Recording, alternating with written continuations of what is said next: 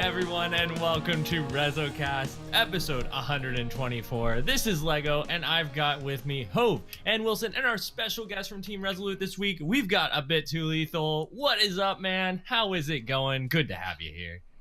Hi, it's going great now that I am here, okay? Seeing all these beautiful men all up in this little box. You love beautiful it. Man. I'm always up in the box. Beautiful man right here.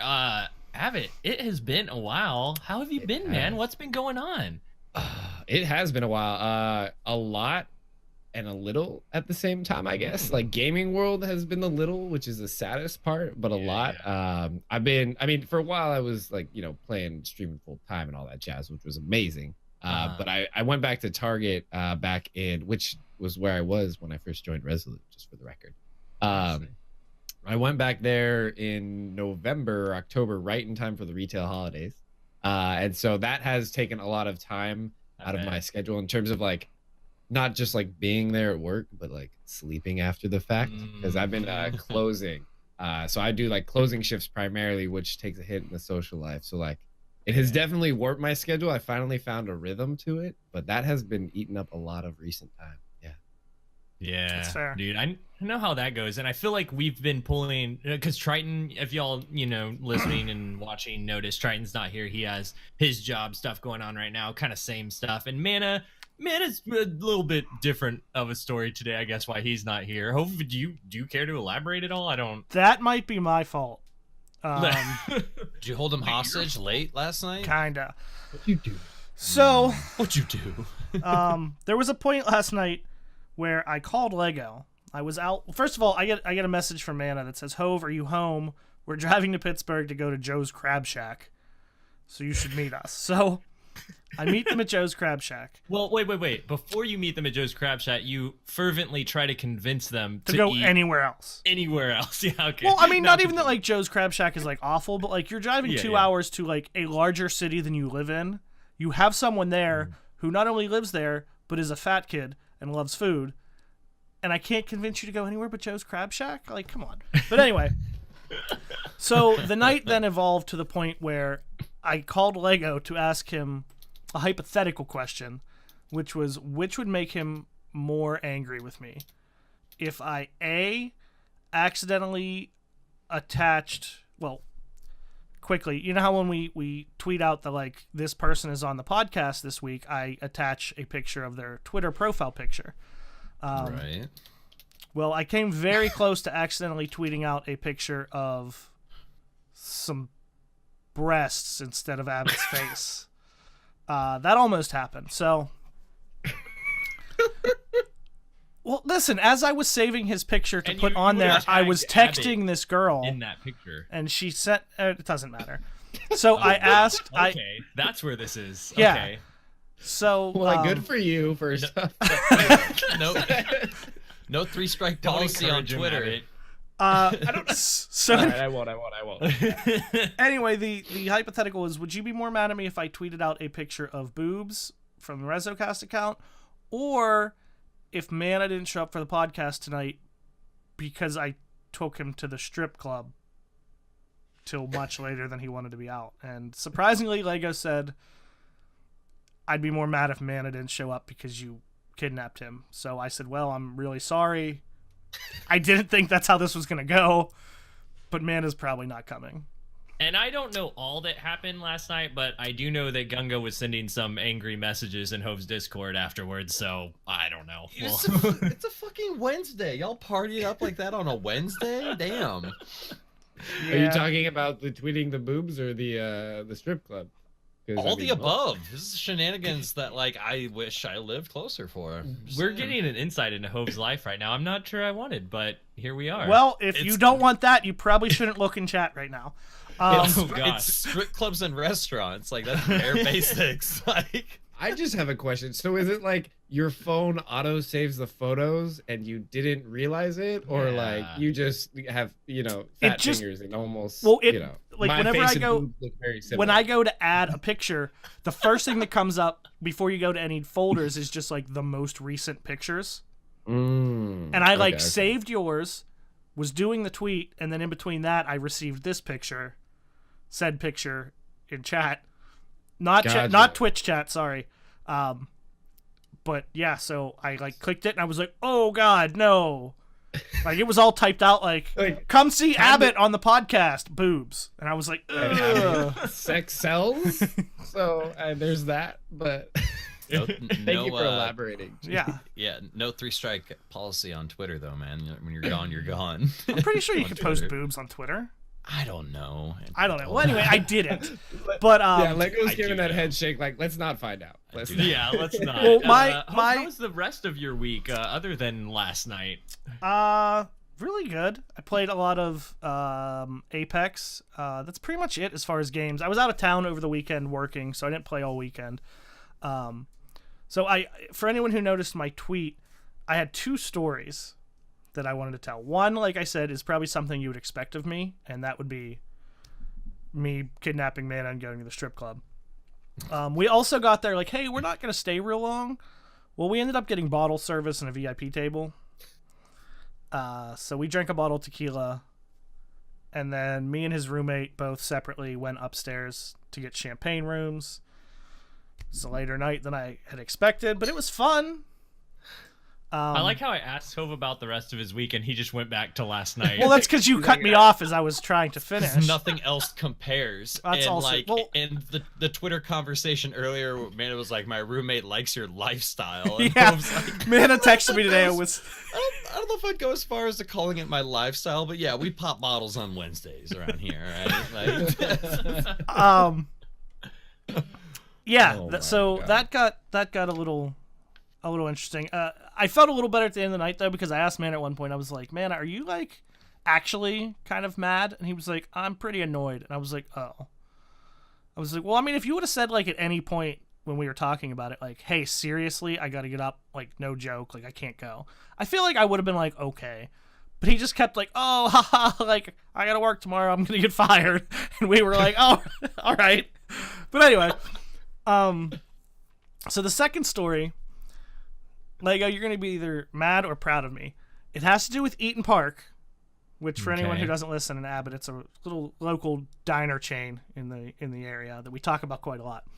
upcoming sponsor. Yeah, working on it. But it ties back to something that I've mentioned on this podcast many times, and I did last week, and that's why I want to mention it. So, we've talked many times about how you may think that everybody's opinion is really negative about something, but because people never talk about when something is what they expect or is good, they don't harp on it as much as something that they're disappointed in or is bad, right?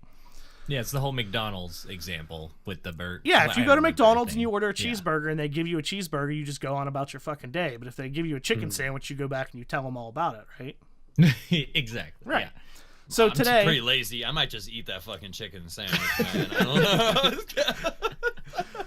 So today I went, just before this, I went to Eaton Park, and I go there probably at least once a week. I take my dad down there. He likes it. We go eat dinner down there. So Sweet. we went down and we had the service the last month or so has been slightly lacking. Okay. Not bad, but like you could see like a shift, So today we go, and long story short, I'm not going to really get into it, but we had a terrible waitress. Like she said it was her first day, but like this is like waitressing 101. And you guys know me from the way I go about like what I think Bungie does and everything. I'm like pretty patient with stuff. I don't like to like flip out. Like I don't really get too angry. It's kind of whatever. Well, we had to order our drinks twice. I had to order my food 4 times. We had to give our menus to a random hostess walking by because she never took them off our table. And my dad got the salad bar and his plates just kept like building up. She wasn't taking, like it was bad. So at one point, the manager comes over. We didn't ask for him, nothing. He just kind of came over like, how is everything? And you could kind of tell he had an idea that maybe like something was not good in that section. Like there was a vibe in the air or something. Yeah, and it like wasn't. y'all was putting off some energy. It wasn't just us. The people next to us ended up sending their food back and leaving earlier. Yeah. She screwed something up. But anyway, so she was really bad. She was nice, but she was bad. So he came over. He asked about everything. I didn't even go into detail. He kind of already like you could tell he knew. You know what I mean? So he ended up saying like, "I'm gonna go check on your food." Well, first of all, it still hadn't even been put in yet. after she came back, told me 3 times that, oh, it's going to be out soon. What did you order again? Mashed potatoes? No. I got the chicken filet dinner. At one point she said, Chick-fil-A? And I said, no, like it's in the menu. You call it a chicken filet dinner. But anyway, so he goes, listen, I have my assistant manager personally, like he went back, he's making your food right now. Okay, comes out, it's hot, it's great. He was super cool. He talked to us. He was like, listen, it's my 3rd day. Like, I'm the new GM. I see issues. Like, trust me. Like, I'm working on it. And I said, I was talking to him. I was like, listen, we come down all the time. It's been noticeable. Pleasant conversation. He was super cool, comped the whole meal. We didn't ask for it. I didn't complain. Like I said, he just asked. That's nice. Mm-hmm. So you know what I did as soon as I got home? I went on Eaton Park's website, and I did a feedback form that just started with, hey, like, we had terrible service, but, like, I don't want to go into detail. That's not what this is about.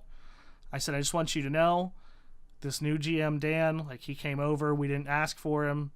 He had a sense of what was going on. He was super great. Customer service was great. He took care of everything. Look at you. Blah, blah, blah. Because I thought about the show. I was like, nobody ever takes the time to, like, tell and I was a general manager in retail for 5 years. Like, I get it. Yeah. You could go out of your way and do all kinds of crazy shit, and no one hears about it until you fuck up. So yeah. I took the time. I came home and I submitted a thing and told them what a great job he was. Yeah, did. What a great job. P.S. Can we get a sponsor? Yeah, I was about to say. P.S. Like, Can we get a sponsor? sponsor? Come on. This is it's tit for tat here. Okay, come on. Right.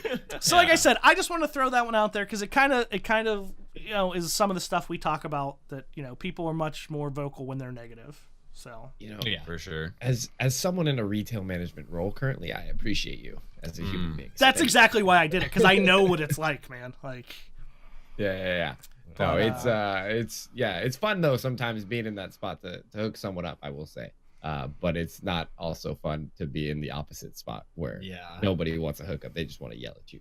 Yep. And that's the other thing. Okay. Listen, if you're ever going to complain at a restaurant or retail or anything, 99 people out of 100 that you're complaining to are way more likely to go out of their way to help you if you just calmly explain what the problem is and you're nice about it. If you come at me just yelling and telling me how fucking stupid everything is, I'm probably just going to be like, all right, sorry, that's our policy. See you later. Yeah. It's a big determining factor, I'd say, is your demeanor as a customer. Mm-hmm. Yeah, very much so. Well, Hove, you were talking about expectations, and that reminds me that we got some news about our expectations for the upcoming next part of the annual pass for Destiny. And just thinking about that whole conversation, that reminded me of like applying it in terms of like gaming and stuff, and like the way that the community talks to developers a lot on Twitter and whatnot, or more like yells at developers on Twitter. But it made me think that, if you're reasonable like that for a second, where you're just like, you go out of your way to compliment something good and not just yell at the bad things, that's when you're like called a Bungie shill, like immediately if you say like one nice thing. But like, I think that if there is something in the game that you like, in any game that you like, if you're like, oh man, this is awesome, and at the company or one of the developers or whatever, like, they would love to hear that stuff, I'm sure, rather than just the like void of voices that's yelling at them about the things that are wrong.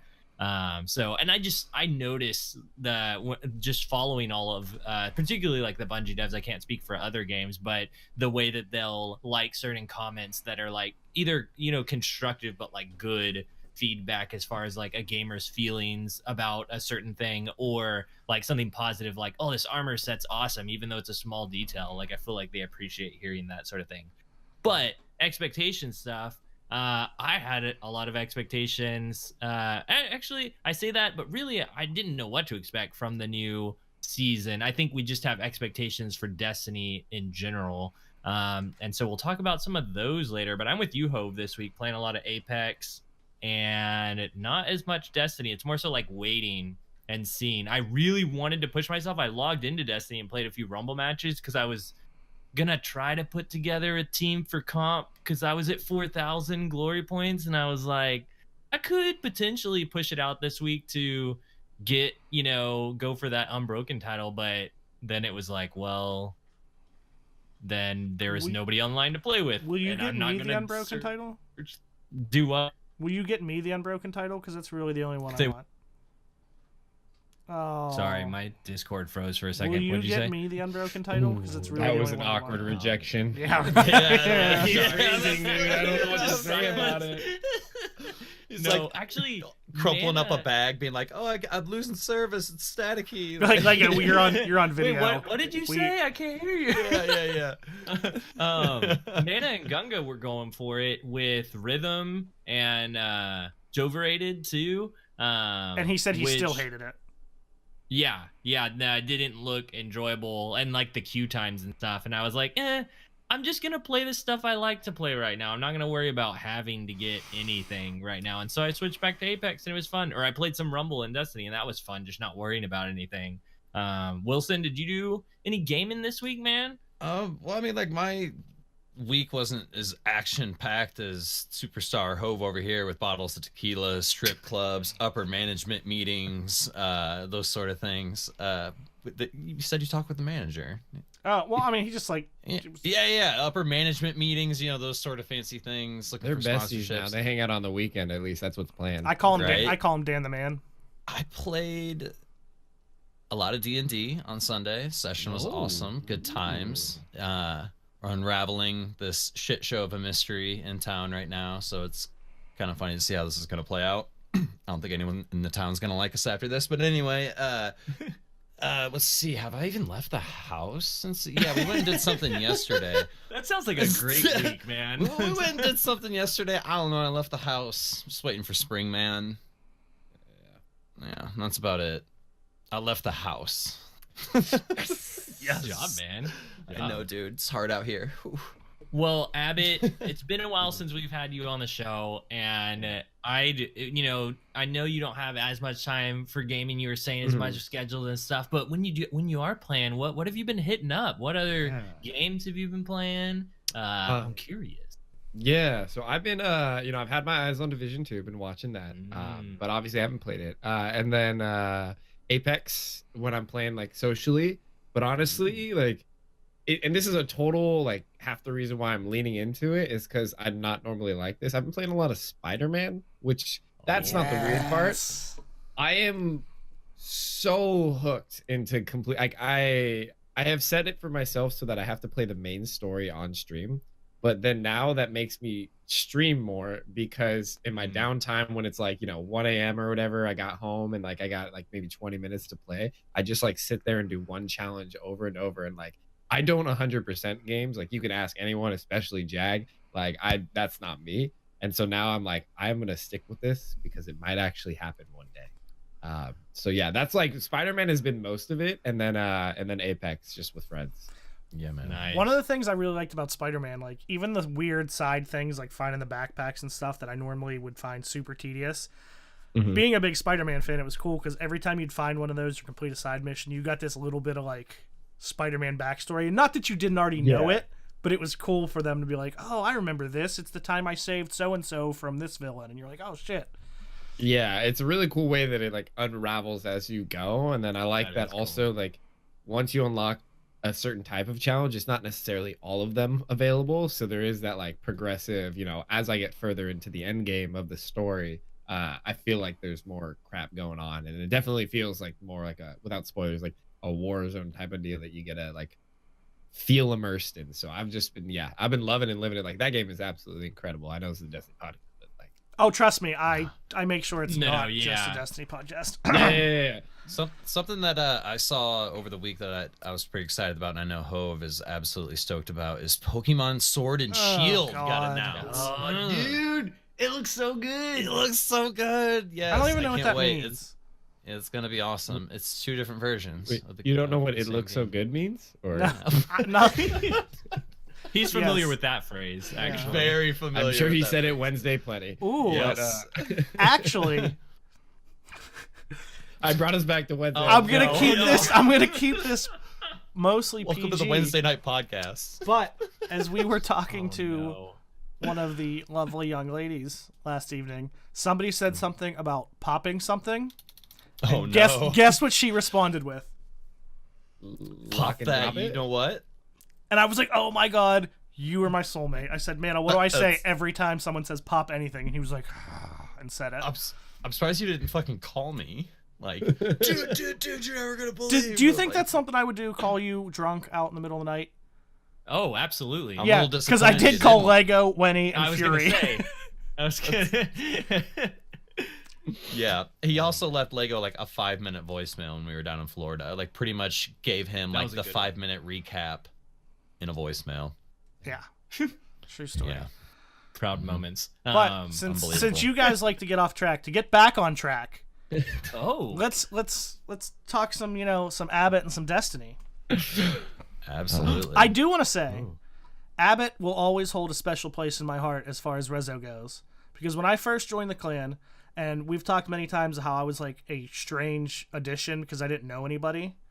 Like the 10 minutes after getting the Rezo tag, Abitt was the first person to send me an invite and say, "Hey man, you want to play some Destiny?" And I was like, "Yeah," because I was real quiet and shy. Literally, no, I was like, at the time, like, I still have the baby face, but I'm like, "Hey dude, what's up? Let's play video games." Well, I had the pleasure of meeting you for the first time down in Florida, and I gotta say, I met a lot of really cool, real people down there, and you were definitely one of them. Like, it was good times. Like, there's a lot of good vibes down there, and definitely a few stood out more than others, and you were one of those people for sure, man. Like, good vibes. The same to you. Okay. Yeah, man. No, but really, it was a pleasure. We had a really good conversation. I remember it. Yeah, no, it was totally cool. It was good. I wish I could say like for certain if I was gonna be able to make it this year, but so much is up in the air right now. I got a bed for you though. Not like a creepy way, like in the house, like there's a bed safe. Also, Abitt, are you going? Way, if you're into it. Are you going? I am so into it. I am planning on it. Because there's a free bed in the Rezo house for you. I mean, not free, but like we have room. I know what you're sizzling. That does. I mean, I take couches. I think the first. Oh wait, no, we're going back to this. Okay. No, I think the one of the first times that I stayed at the Rezo house, like I think I slept in a chair. I don't think it was a couch. I think I slept in a chair. Yeah, the first year was a little rough. We didn't. Play I mean, I wasn't. That's not a complaint. It's just I'm letting you know my standards. Okay, so this year we got 14 beds, a pool. All kinds of stuff. We got Mana, Wenny, Claw, his wife, River, Loki, Mav, me, Abitt, Wilson. Geez.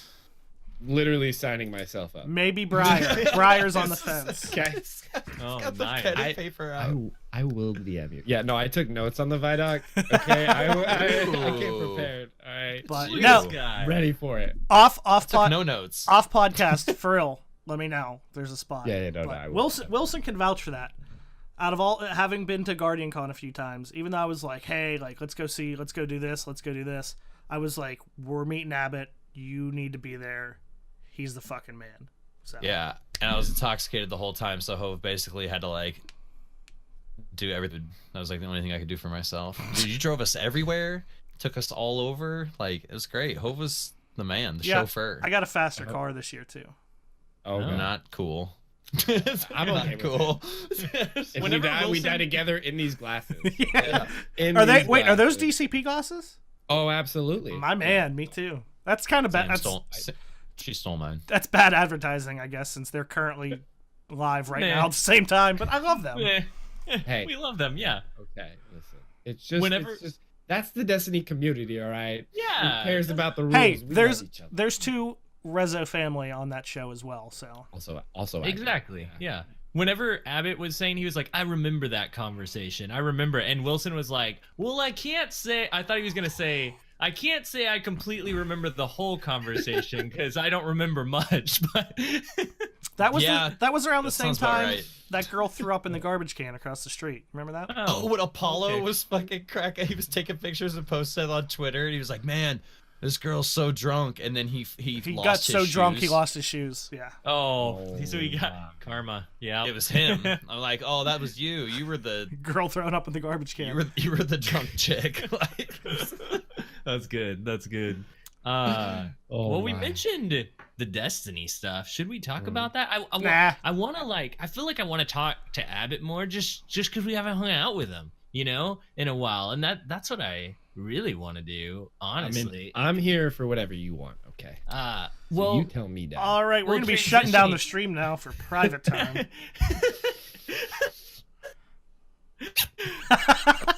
If you're listening to the podcast version. That zip up.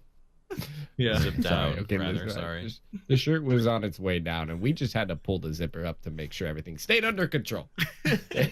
Don't ruin the immersion. It was zipper down. All right, yeah, it's whatever you needed it to be. Okay, this is ASMR right now. to transition it a little bit before we just like dive completely into all this new stuff, all this new info that we got that Abitt has complete notes over because we didn't write any.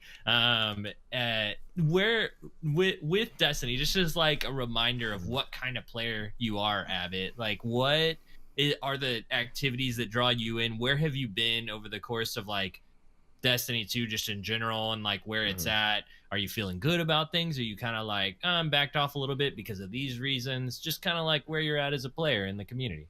Yeah, I would say so. Originally, I just kind of like immersed myself completely in the game. Like I fell in love with it. You know, I was always a Filthy Titan main. You know, Fist of Havoc or whatever it was. Yeah, and we've always bonded over the fusion rifles. Yeah. That I know. And I saw or like heard you talking. You're still rocking that Aaron Till, and that makes dude. I still am. Yeah, crazy. Yeah. So like a lot of PvP. I mean, part just because of the state of Destiny in D1, and then with D2, you know, I went full in, and I think I kind of shared a similar experience for the first year of Destiny 2 with the community at large. I would say for the second year, I like heavily invested in it when Forsaken launched, especially, and I personally like the moment it hit, I had this weird sort of experience where I went, yes, yes, yes, yes.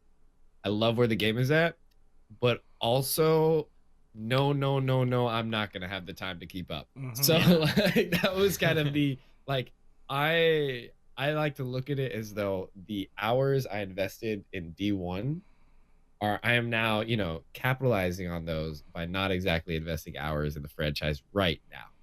But equally so, like I was like looking at the roadmap. I always felt like Season of the Drifter was gonna be where I came back into D2 after Forsaken, just like in terms of time management, but also like the type of content that would be available for me, because I like those social experiences more so than the true grind nowadays. But I wanted to see things become like a little bit more with like something to chase specifically for that game mode, which I'm gonna not mention that now, but I'm sure we have plenty of things to talk about with that after today's ViDoc. So yeah, I'd say still like engaged with the game, just not on a day-to-day basis, more like kind of waiting it out and letting the content build up for me. Dude, I think a lot of us are at that same spot, honestly. Like it's even me, like I had to push myself to log in even just to find people to play comp with, because there's like, it's at the end of this season, and there's so many new games out. We talk about it in almost every episode now, but there's just with the Division 2 coming out, you mentioned, and we got Anthem out right now, and we got Apex Legends, and we got Spider-Man still. You know, there's just so much good stuff that, you know, if you haven't played God of War or like any of these other games, there's like such great games out there right now. So there's just so much to do, and I feel a lot of what you said as far as the logging in daily kind of thing, and like how you kind of space yourself out from that, because towards the end, or even just the whole season of the Forge, like it wasn't really my kind of content, but I felt like as a Destiny player and with this podcast to some extent, like I needed to go in, and there was like a fusion rifle fireball gun with the Jotun, and so I was like, well, I gotta go get that thing, that's like my field, you know. So I grinded every week to get that, at least did the bounties once a week, you know, at least logged in for that. And even still, like going into this next season, I think I'm even going to take a more relaxed attitude, especially looking at PvP being my main thing and comp such a long grind, that I'm going to be more like, if I want to do that and I want to hang out with my friends, then I'll go and play that thing. But if all my friends are playing Apex, then I'll take that time to go play that with them and make it more of a community, what's fun for me thing. And maybe that will be Gambit, as we talk about coming up, but we'll see. No, yeah. I think just to add on to that, I think too, like, you know, from where Destiny 1 was at, like, and Destiny 2, like, even in the earlier stages, like, I think the industry overall has shifted to, like I think in the previous podcast I was listening to, y'all talked about it a little bit, like games as a service, or however you want to phrase it. But, like, like, a lot of things are live games, and, like, I like playing Overwatch, and I like hopping into battle royales every now and then, but now everything has a season, and so I just like everything looks like a 40-hour job. Yeah. Just every day I'm just like, all right, I guess this is my part-time job for February, and then this will be my part-time job for March. And I guess I'll juggle these two because I want that skin and I have to play this week. You know what I mean? It's like a lot of things to manage that are well designed and well thought out for their player base. But when you have sort of a broad interest and you've, bought into the game already, you're just like, oh, okay. Yes, I will just play them all somehow. And not sleep ever again. Very much so, yes. So, yeah, no, I totally feel that same thing. Yeah. It's interesting how the industry has so many of those seasonal games now, and how I guess like looking at Fortnite and how much money it's made using that seasonal kind of content, everyone's like, oh, we should jump on that, and every game wants them to be your hobby. And kind of I feel like Destiny was kind of the start of that. I mean, you had other games obviously, like World of Warcraft and stuff, but that was this was like a super accessible version of that, and then more and more games came out similar. Very much so. Well, Hove, Wilson, you all have anything to add about the ViDoc? Do you want to know? Hey, I think we whatever should talk you're about feeling, that. Talk dude. about that, We can go back to honestly. Wednesday night. Nope. Yeah, actually, Wednesday night. Listen, I could go on. There's so much more. It's so good. Do you want to hear about Selena? Nope. We remembered names. She's Puerto Rican. That's not a real name, though. Oh, I guess we are going on about. Well, let's start with the ViDoc because that was the first thing we got for this week. And then after that, we had like 2 more articles. The Season of the Drifter page that like BNet posted, and then also the This Week at Bungie had some more stuff on it. But just straight out the bat, we got that ViDoc hot and ready for us. What did y'all think? First impressions for me. I think we all kind of expressed a similar like reserved opinion about Gambit overall, and then coming into the season. But honestly, like watching the trailer, I got pretty hyped. I was like, this looks really fun. Like that was the number one thing I came away with feeling is that looks fun. And so I'll leave it at that for my general thoughts. What did you guys think? The thing that actually made me go watch it specifically, like I knew it was coming and I was going to watch it, but I was on lunch at work and I happened to see a tweet from Wilson that said how much more excited he was after watching that than he was prior. So I immediately was like, I got to go check it out. Because Wilson's generally, pretty like even keeled about that stuff, but he seemed pretty excited. He could be a stick in the mud. He could be a little bitch about things. I mean, that's not what I was gonna say. It definitely got me way more excited because, as you guys know, I haven't really been playing much lately. Again, we've covered it, but not because it's bad, just because there's other things to do, and I'm just not super excited for what's going on right now. But it definitely has me excited to get back into it. I do have some concerns that I'll wait until we kind of get, past the good stuff first. But I think it looks really cool. I mean, more, Gambit changes. With it, Gambit Prime? Is that what they're... Gambit Prime, Gambit Prime. A new PvE, like, kind of pinnacle experience type of thing. Reckoning. Yeah. Some stuff with the Drifter and the 9. And, I mean, lore-wise, it looks really cool. And so I never thought I would say, going back to Destiny 1, that it's like the lore in the story has surpassed the actual gameplay, and what gets me excited for Destiny. Like, did you ever think that would be a thing? Even if you don't agree, like, Destiny 1, oh, no story. Now, like, stuff looks cool, but I'm like, fuck yeah, I want to see what's going on with the Emissary and the Drifter, like, having a little chat. Like, what's up? Just chatting with everyone. Yeah, I would say like I'm in a pretty similar mindset, like because especially like D1, I was just a PvP whore, and like then like I did a lot of the like Triumph stuff and like a lot of PvE just to be good at that and play with a lot of Resolute especially. So like I very much was just invested in like just the gameplay, and like I've always been terrible about the lore. I've never really followed up. I've been the guy that like when we finally meet at conventions, we have a 5-minute or like 15-minute conversation where it's mostly just you telling me the Destiny lore because I'm like, oh, okay. But now I think, and it might be because we have been so invested in the game, and I feel like they finally hit that sweet spot with like how it plays. Hello. I like got all out of focus. I know your camera was focusing, but I just wasn't. That's so funny.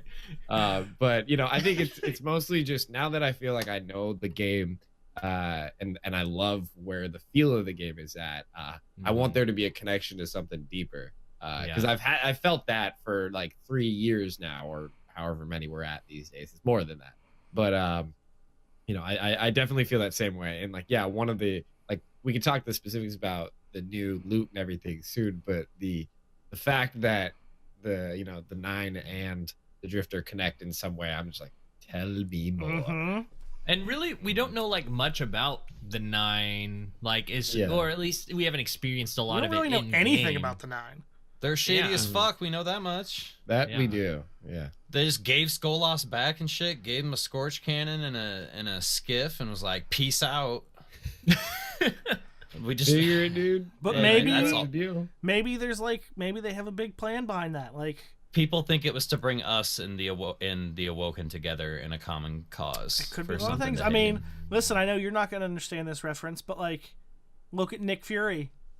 People think he's a dick. He does some shady shit, but there's a reason behind it. He knows what's up. Yeah, it's probably because he's a dick that does some shady shit. Goes full circle in Winter Soldier. Yeah, true. Yeah, it's true. It's true. I could pick up on a few things when you guys talk about that, but not much. I'm with you guys on the lore stuff, like really pulling me in, because not only I feel like while I didn't enjoy this last season, like the actual activity of the Forge content that we were doing, like it just wasn't my thing as much.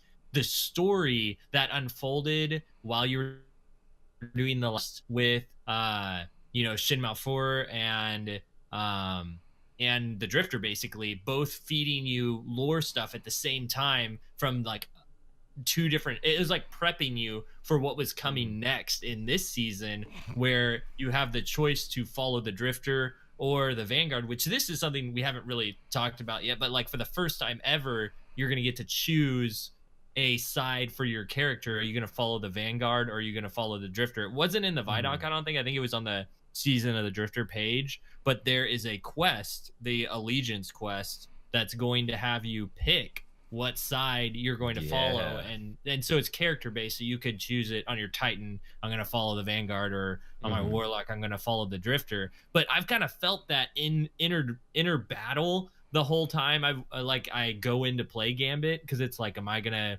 play Gambit and get this Dredgen title, but Dredgen means I'm this, or I kind of want to side with the Vanguard, but you didn't really have a choice, and now you have the choice. I don't know how it'll play out as far as Gambit Prime goes and everything, but really interesting. Well, we've never had you watched any, because I mean, you, like you said, you kind of get that feeling of like, is this a good thing or a bad thing, playing Gambit? But have you ever really looked into, like, watched any of Bife's videos about like the lore behind Gambit?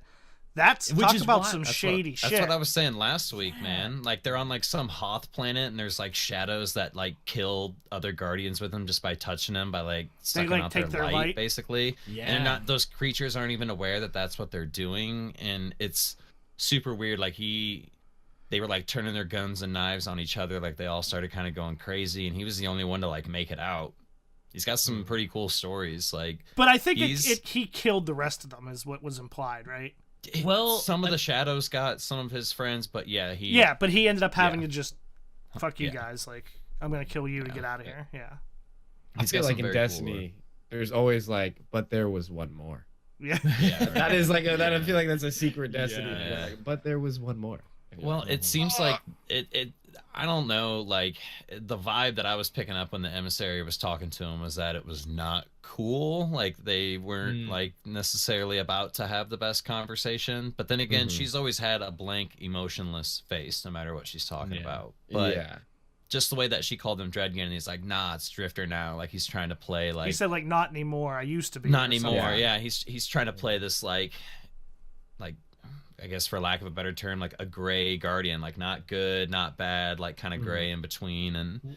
And it's, I don't know. And then there was like somebody else, I don't know if it was supposed to be portraying our guardian because they had a mask on, the way that they were like sitting and playing cards with him or whatever, or if that was supposed to be just a random person.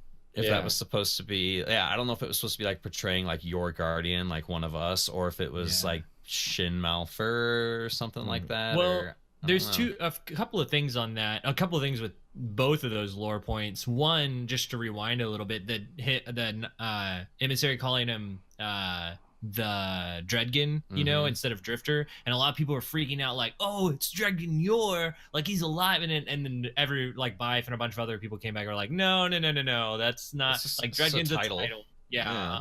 And a non-pig, actually, Loki mentioned him in chat. He's like, oh, we need a non-pig, and I was checking out his Twitter, and he posted a big link, like a huge Twitter thread about who the Drifter is, why he used to be called Dredgen, and it's really interesting if you want to go check out a non-pig's Twitter. But also, secondly, with I lost my train of thought. I can't remember what I was talking about now. What did we just talk about? The Drifter being shady. I think the character was it the character that seemed like our guardian, but maybe not. Yes. The character. Okay, so because a lot of people were saying that in the Bungie released some press documents that people were downloading, like Mesa Sean, and everyone has access to them. Deej tweeted it out, which is and cool. If you yeah, which is really awesome because people can use it for YouTube videos and all sorts of stuff.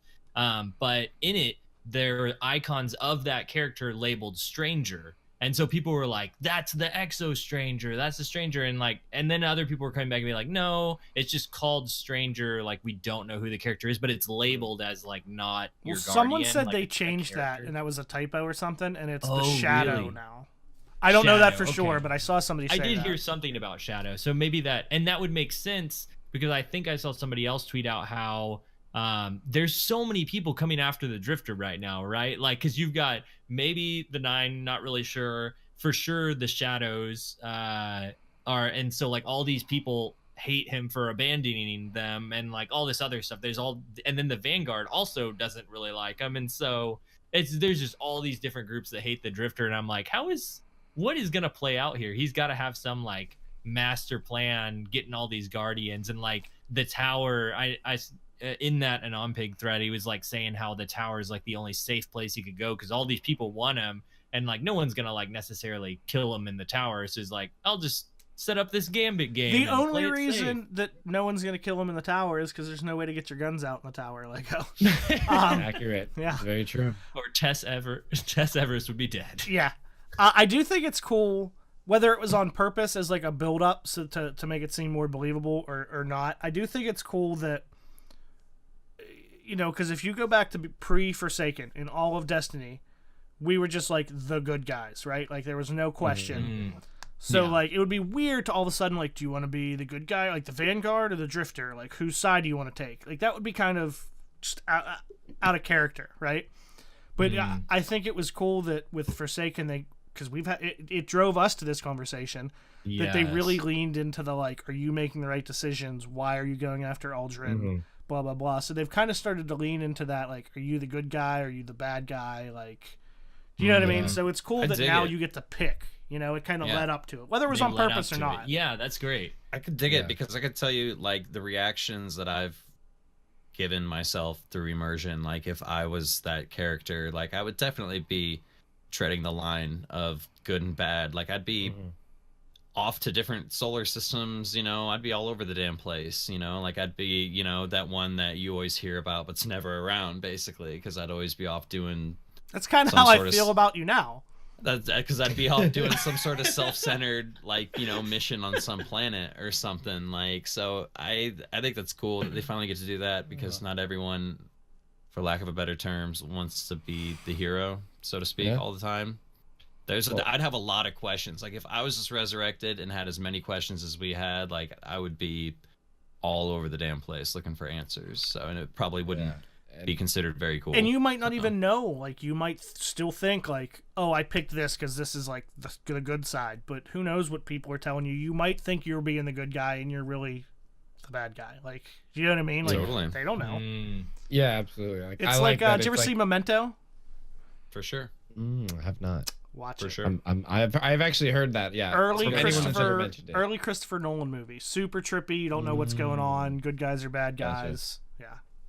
Okay. Yeah, because I'm a big fan of, like, now that they've done that, it opens up the possibility of, like, I don't know if I highly doubt it'll ever reach this point where it's like free choice completely in the game, but, like, you know, the idea of being the hero or the anti-hero, or maybe you're just flat out the bad guy and you're just ignorant, right? Like, it's the and that could be a plot development where you have to correct it later on down. So it's very cool to feel that sort of nebulous, like, I don't exactly know, but we're going that way because that's where the loot is. Yeah. Exactly. That's pretty much my character in D&D. Is pretty much, where's the loot? Like, which way is to the bad guy that's guarding the big treasure chests? Like, Yeah. because I want to roll for initiative. But, like, I've heard that somebody that was supposedly talking about some leaks for the next Destiny, and this is so far ahead to even speculate or say it is or isn't true, but there was some talks of, like, basically like a light and dark class supposedly in the future. Yeah. So I think it'd be pretty dope. I think that'd finally give people this actually kind of almost feels like, you know, how we always talked about we wanted faction wars, like true faction wars. Yes, I was thinking about that. They could really play into this somehow.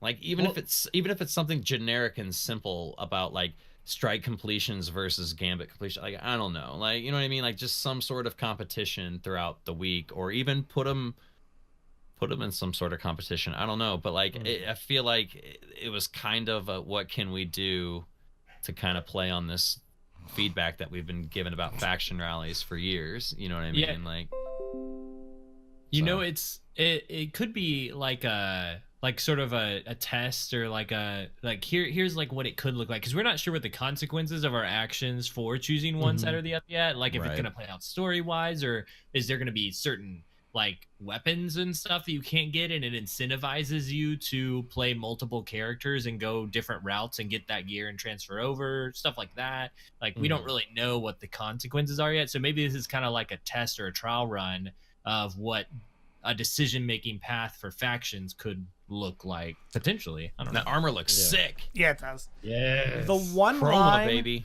I don't even remember what part of the ViDoc it was, but the one line that is probably the first inkling I've ever gotten that they could lean into something like that, with, like, different storylines, and, like, you can't get this one if you're this class or whatever. You know what I mean? It was when one of them, I don't remember even who it was. Might have been Urk. Urk was in there briefly, wasn't he? Yeah. I think it was him saying something about they're really starting to tailor this stuff to who they know their core audience is, which is something that, you know, we had talked about ad nauseum forever for all of Destiny 2, you know, that they kind of went with the very casual, like, anybody can get this stuff, it's super easy, you can get everything, and they kind of learned that their core audience was more the people that, you know, want to grind and go for this stuff. So that still doesn't mean anything concrete, but, like, it's kind of how I took that they're kind of moving towards, you know, a little bit more, you know, maybe you can't do this because you did this, and, you know, that kind of stuff. Well, there's a lot of lines in there that are, like, super prominent, like, and stand out a lot. Like, they had dropped that line of, like, we're finally the Bungie where we're in charge of ourselves. I don't have the exact quote in front of me, but he's like, we're the Bungie that has complete control over Destiny now. Basically, he said something about what Bungie can do as an independent game. Bundy, Yeah. like Al Bundy or like Bundy. Ted Bundy? Yeah, like all the Bundys. Like, I'm thinking, like, Married with Children. Yeah. Oh, yeah. Get them all involved. All the Bundys. Yeah. But there was some pretty cool stuff in there. I know that they got, like, a long road ahead of them, and they got to commit to this annual pass thing, but I don't know, like, you kind of said it really good at the beginning. I don't know if it's because I went into it with lowered expectations, or, I mean, they knew they had to do something else other than just revamp Gambit a little bit. And then they added that other game mode. What is that? That Invitations of the Nine or whatever? Well, Invitation of the Nine's the Xur bounties, and then That's- Abitt knows. Yeah, That's right. Reckoning. Reckoning, I think, is The what I'm talking Reckoning. about. Yeah, That looks sick. yeah, and Wanna know I like about it. just to touch on that real quick. I like how they already like very quickly and early in the video like mentioned, okay, and they're like that plus Gambit Prime are gonna feed back into each other in a very loop-like Yeah. way. Because that was like, yes, like I don't have to do just one. Oh yeah, that's interesting that you liked it because I saw, which I do too. I don't want to say that first, but because the activity loop looks fun to me. But I saw some people on Twitter being like, "Oh, this doesn't make any sense. I have to go play this thing to get gear for that thing." But that's kind of like all of Destiny, if we're honest. Like you are always going to PvE to get stuff to use in PvP. That's just the way the game is. So you said you like that loop. Yeah. Abbott? Yeah, I think, and part of that is like, part of my background as a gaming and really more like exposure to MMOs. Like I was a hardcore like WoW player in high school and early college, right? So like the idea of having to go and grind battle grinds, which and to later compete in arena or anything, but in order to even do either of those successfully, like go do dungeons at a heroic level. Because I played early WoW back before they've kind of added a lot of quality life improvements to make it so that you can just go down the track you want to.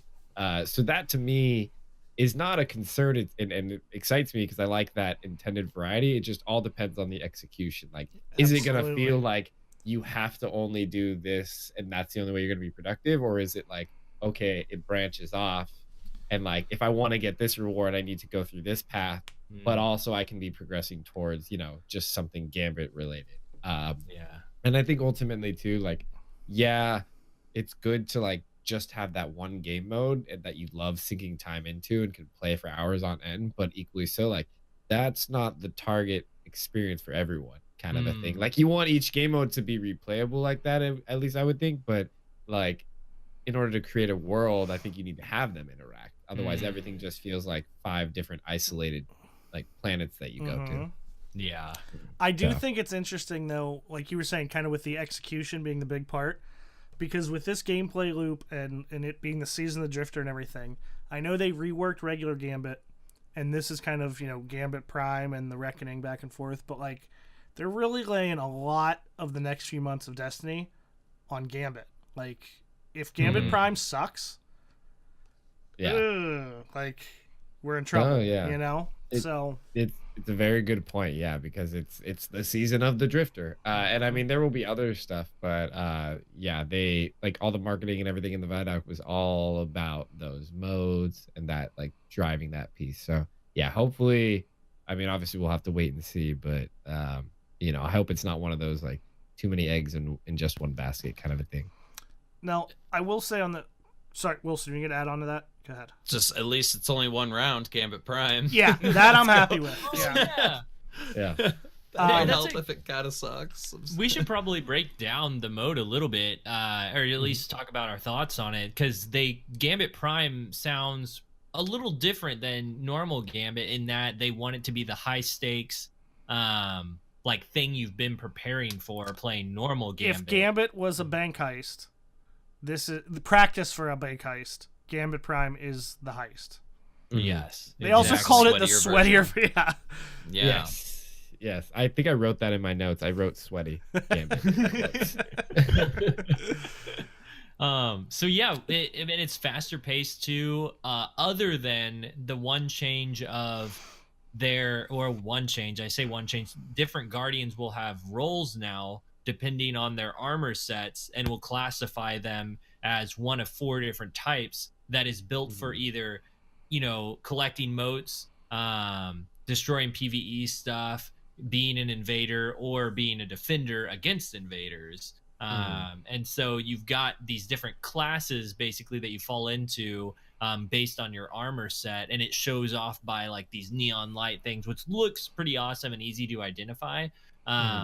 And it just made it refreshing to me seeing that, like, because at first I was like, oh, another, like this whole time that we've been leading up to this, I've been kind of like, Gambit, whatever. And seeing this newer version of it gets me kind of excited for like, I mean, like Hove said, it could bust and it would be like kind of that would suck. That would ruin But this whole season, really. Yeah, but at the same time, it could be really fun. Absolutely. And they made it look really fun in the ViDoc. The whole roles thing, like, to me, can either, I mean, it can go so hard one way or the other. Like, it could completely, besides the changes to Gambit and Gambit Prime being a different mode, you know, quote unquote, the roles could either completely change, like introduce so much more strategy and more of like, again, I know Abitt and Wilson will get this one, Lego, we talk about this a lot, but like even more of like a little bit of an Overwatch type of thing. Like, maybe you load up and you go with 4 invaders or 4 defenders and you just like really double down on something. Or it could not matter at fucking all. Like, it depends on how strong those perks are, how well things work together, that all 4 of those roles are effective. You know, I mean, there's a lot riding on it, but it could really change all of that. I think it's like y'all hate Gambit. Some of you have been playing it wrong. Here's the basics of what you should be doing. You should have an attacker. You should have, you know what I mean? I feel like it was kind of a way to like cement like the meta has been found, like the player meta. Like you should at least be doing these basic things. One of these things, you should not just be off teabagging that Centurion that sent your friend into the wall a minute ago, or like, you know, not everyone should have 15 motes, that sort of thing. No, I think that's good. It kind of fleshes that out, but I think it also, you know, it'll depend on what the actual bonuses that come with the sets are or whatever it is. But I like the idea of like, you know, how they were talking about, okay, maybe you load up and then in the, you know, the initial confrontation, it's everyone is an invader. Like, oh, you got 4 invaders on the other team and you're like, what do I do? And that like, I like that it lays out like the basic like roles to give an idea of, okay, what should happen. But then the real like pros will just dive straight in, you know, and meme around as much as they can. And like, so when you say Overwatch, it makes me think of like, you know, 4 invaders is like 4 Torbjorns, right? And like, at least like in the original Overwatch. And so I'm really excited to see it because I love having like a role in Destiny. Literally, you know, like I've always played Titan for a reason. I won't take Code of Commander off unless there's a bounty. Like that's just how I am. Like I want to have a shield and like the gauntlets Ursa, like because I love being able to protect people. Not that it's always the most viable choice, but that's how I want to play. And so hearing that there's going to be more dynamic versions of that in Gambit has me like equally as excited as the lore piece. I hope we can mix and match armor, dude. I want to go Rasta, red, yellow, and green. All day, man. I was curious about that actually when they were showing off this gear set, because it's not like you're gonna get a whole gear set right away, and you're gonna get that gear, they said, from the Reckoning activity. And so if you're getting that gear from there and say you get one of one type and one from another, it's like, can I mix and match them, or can I just put on one at a time? How does it work? You know, I'm curious if maybe the perks work out to where it's good to run legs of this type and arms of a different type. I don't know.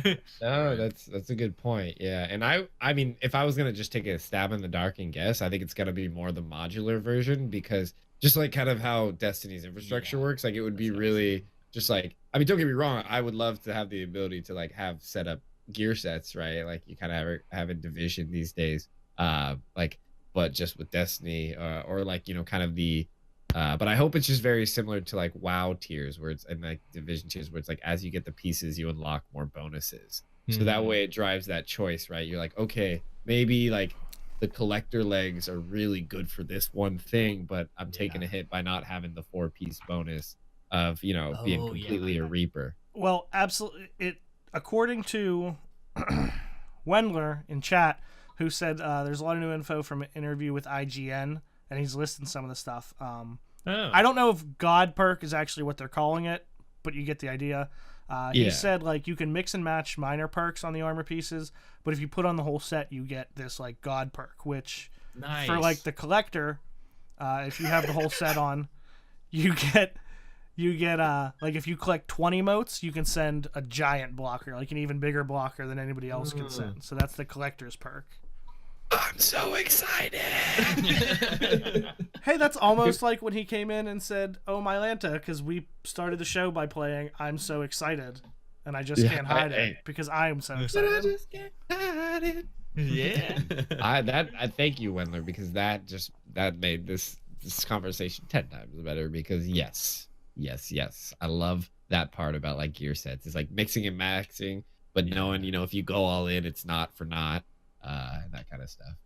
And there's precedent for it too. Like with previous Destiny stuff, you get the whole set and your armor glows, or you know, stuff like that. So I feel like that's something that, while not super vocally, nothing that was really pushed, I definitely have heard on other podcasts and here and just different people like, man, wouldn't it be really cool if you got this X whole set if it did something?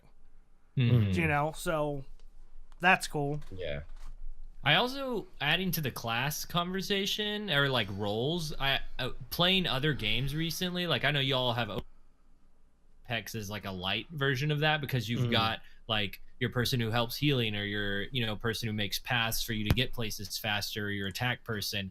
That has really like made me want more of that in Destiny, playing it that way. It's like, oh man, that'd be awesome if there were people who were better at this kind of stuff and they actually loaded out for that, particularly for, not necessarily for PvP in Destiny, but for PvE. I can really see that coming into effect, and Gambit's like the perfect place for that. And for anybody who's curious, Wendler just posted the whole video interview in chat after he already got banned. Yeah, my bot banned him. Ask permission, Wendler. Jeez, okay. Come on, buddy.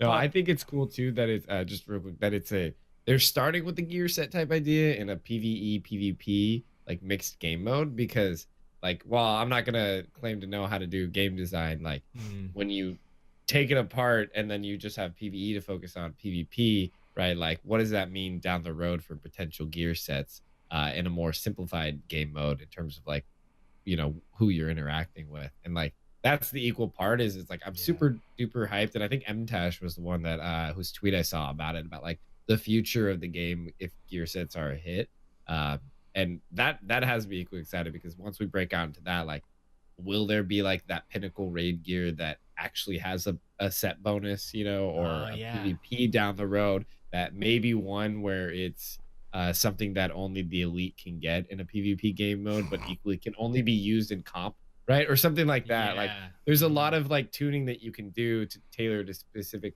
like core groups for those game modes. So I just love that we're starting with Gambit, which is, I think, gonna bring the most people in individually, since it has that mix. It's literally like unlimited what you can do, like if you start opening that kind of stuff up. So that's exciting. And it's had broadly like positive feedback on any time Bungie has done something with a gear set in the past. Everyone's like, yes, this is awesome. There hasn't really been any negative feedback towards it previously, so I think that'd be awesome. Agreed. Getting into Chroma look cool. Exactly, Chroma. I did like Chroma. That's what I'm saying. Like, I know you can mix and match like the arm. Hopefully, I could still get the Chroma effect. I want that red, yellow, green, man. Want to rock it. I mean, I think my guess is gonna be you're gonna have to sacrifice those set bonuses, sir. But you will be styling. That's fine. So, I mean, I'm kind of putting off the vibe that I don't even know what's going on anyway. So it might as well. I feel like that is your set bonus. Just be like, hello. Clueless -2 to radar. That's my set bonus. It's like +1. I should have said +4. 20. Dang it, I ruined it. Okay. Kind of moving into the reckoning side of that whole thing. I wanted to talk about that too. Before we get into like what it is, although we don't really know much. As much as, you know, I was saying how exciting the lore has been and everything, I would say, as far as in game, maybe the most exciting thing that's happened in game story that I've seen, maybe Aldrin coming back, is when they were like, oh, and for this reckoning you're gonna go to like the Nine's like home turf, like you're gonna go to the, I don't remember what they called it, but like since like the first Friday of Destiny 1, when Xur shows up and you're like, what the hell is the Nine? And we've been getting these little bits and pieces, and now we're going there. Like, they're like, oh, you're going to like see the Nine. Maybe not see them, I don't know, but we're going to that space that we'd always knock each other off into when we'd go. Yeah, but it's playable. What's it called? No, that's what I'm saying. Like when we push each other off the edge, you'd fall down. That's where we're going, is down there. That's what I'm saying. It's like cray. Yeah, we can see all your dead dead guardians down there Yeah. from the time that we've all jumped off. So. I was just gonna say in the notes, okay, that it has a very sexy and exotic name of Plains of the Nine. Plains of the Nine, yeah. But, like, yeah, It makes it Eternity, think like the that's map their is new. area, though, right? Like, yeah. No, I do like it. I was more just the fact that it was just Plains of the Nine. Yeah. But yes, no, I do agree. Like it's you're entering their world, right? It's of the Nine. Like Yeah. this is not Mars and the Nine is here or whatever. It's like you're stepping onto the home territory. You Yeah, gotta watch and your step. and I know like PvP has had a couple maps, but those are so self-contained. And I know the Spire was also kind of there, but again, self-contained. You're just going there to like get some loot. This is like you're going to fight shit there. Like Yeah. Very much so. Yeah. It because like one kind of feels like, hey, I'm in a Coliseum that they made. Like, is this really their place? And then the other part is, okay, I won, so I like went to where the loot chamber is, right? But yeah, now it's like feels like it's questionable because obviously there's going to be a connection to the lore, but that ultimate like, will we get to see more as we're there? You know, off in the distance that alludes to like future content or whatever it is. Yeah. Well, I want to talk about the game mode itself for a second because I think it looks awesome. I know some people have talked about how it looks like a reskinned, or they're hoping it's not like the forest. What was it? The not blind Haunted forest. Forest.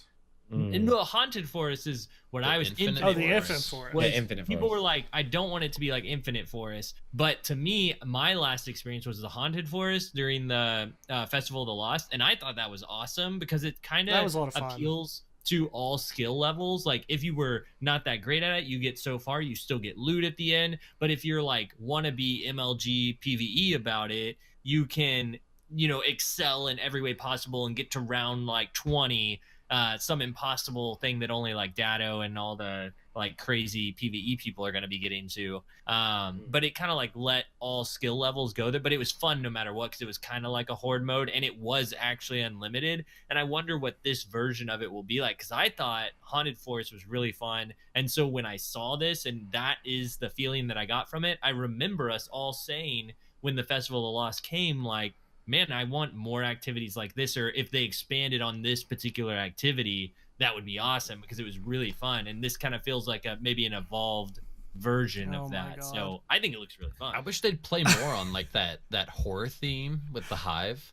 Like everything would get like super dark and then like the room would fill up with red and there'd be like a big night in front of you. I wish they'd really play on that like sort of like terror with the hive. Like Real cool. quick, Abbott, Yeah, were we you need just to reading pause for chat? this. Yeah. Yes. So Gorniak just said, I think that the 9 need to watch out for the 7 because 7, 8, 9. because of 7, 8, 9. Thank you. Unbelievable. Strike so hard not to laugh during So the talk. good. The one thing, I don't know how much of it is, you know, marketing speak, but in differentiating it already from like the Haunted Forest, they were saying specifically like you go in there and you literally have things coming at you from like all sides and you don't know what's going on. You have to be looking Yeah. everywhere.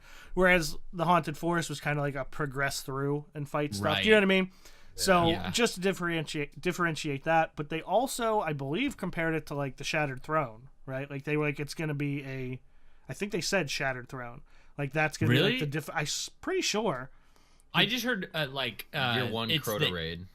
Yeah, That's what I thought. Yeah, that they said but about it. I Crota, think yeah. that might have been more about just the waves of enemies and everything that you're coming Yeah, into. I'm Yeah. down with that. They said there's I mean, gonna be I'm a all- timer as well. You're there's Timer, gonna be a right. time limit. Like the Haunted Forest. So Yeah. another Yeah. hint to that.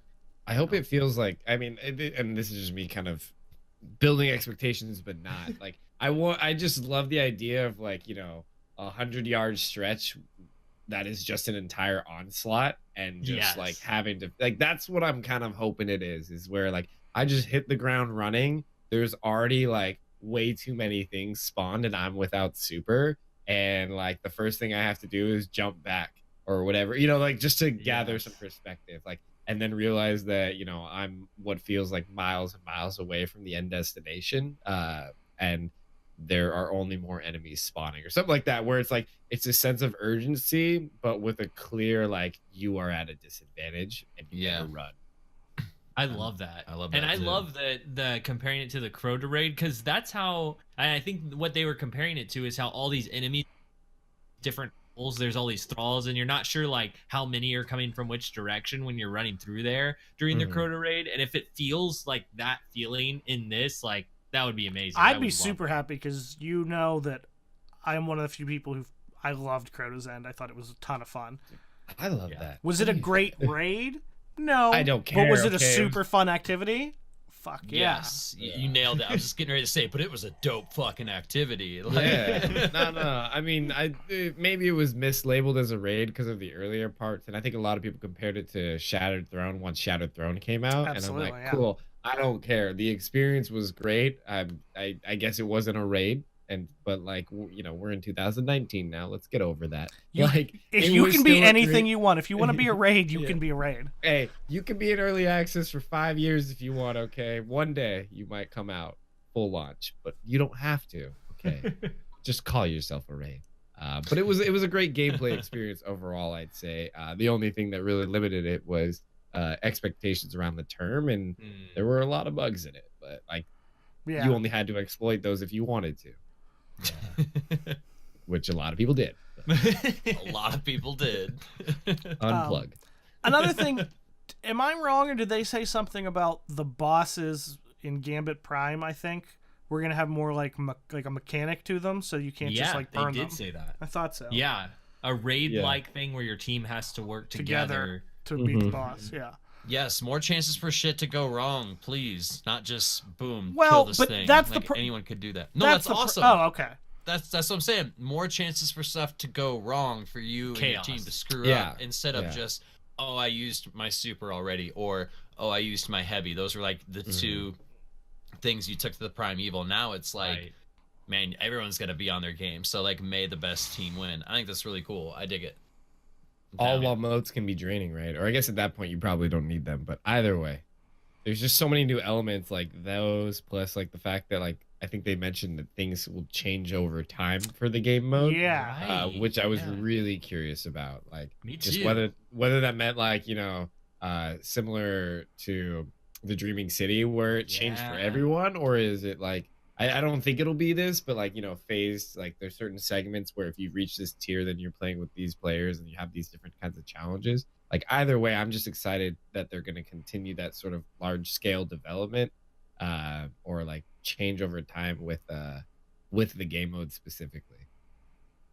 Dude, and like kind of jumping ahead a little bit, but like we're getting Thorn week 2, which is awesome because we had to wait till the end to get Last Word. And then also something I thought was really cool that's going to help out with people who don't want to play for 10, 15 hours just so they can play current content with their friends is that they're going to have these catch-up bounties. Are they called like power bounties or? I think power surges or something like that. And basically it's going to get you up to 640 just upon doing them within they said the first hour or two of playing.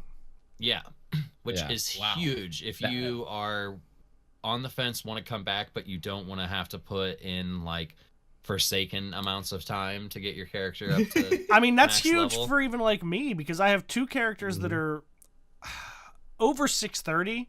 Yeah, man. But I have a third one that I just got to the point where like it's not worth doing anything. You know what I mean? So it's going to be a nice catch up, and I like that it kind of is a nice middle ground because it's not just like a hey, we're just going to let you go be 650. Nothing that has happened so far in Destiny 2 matters to you.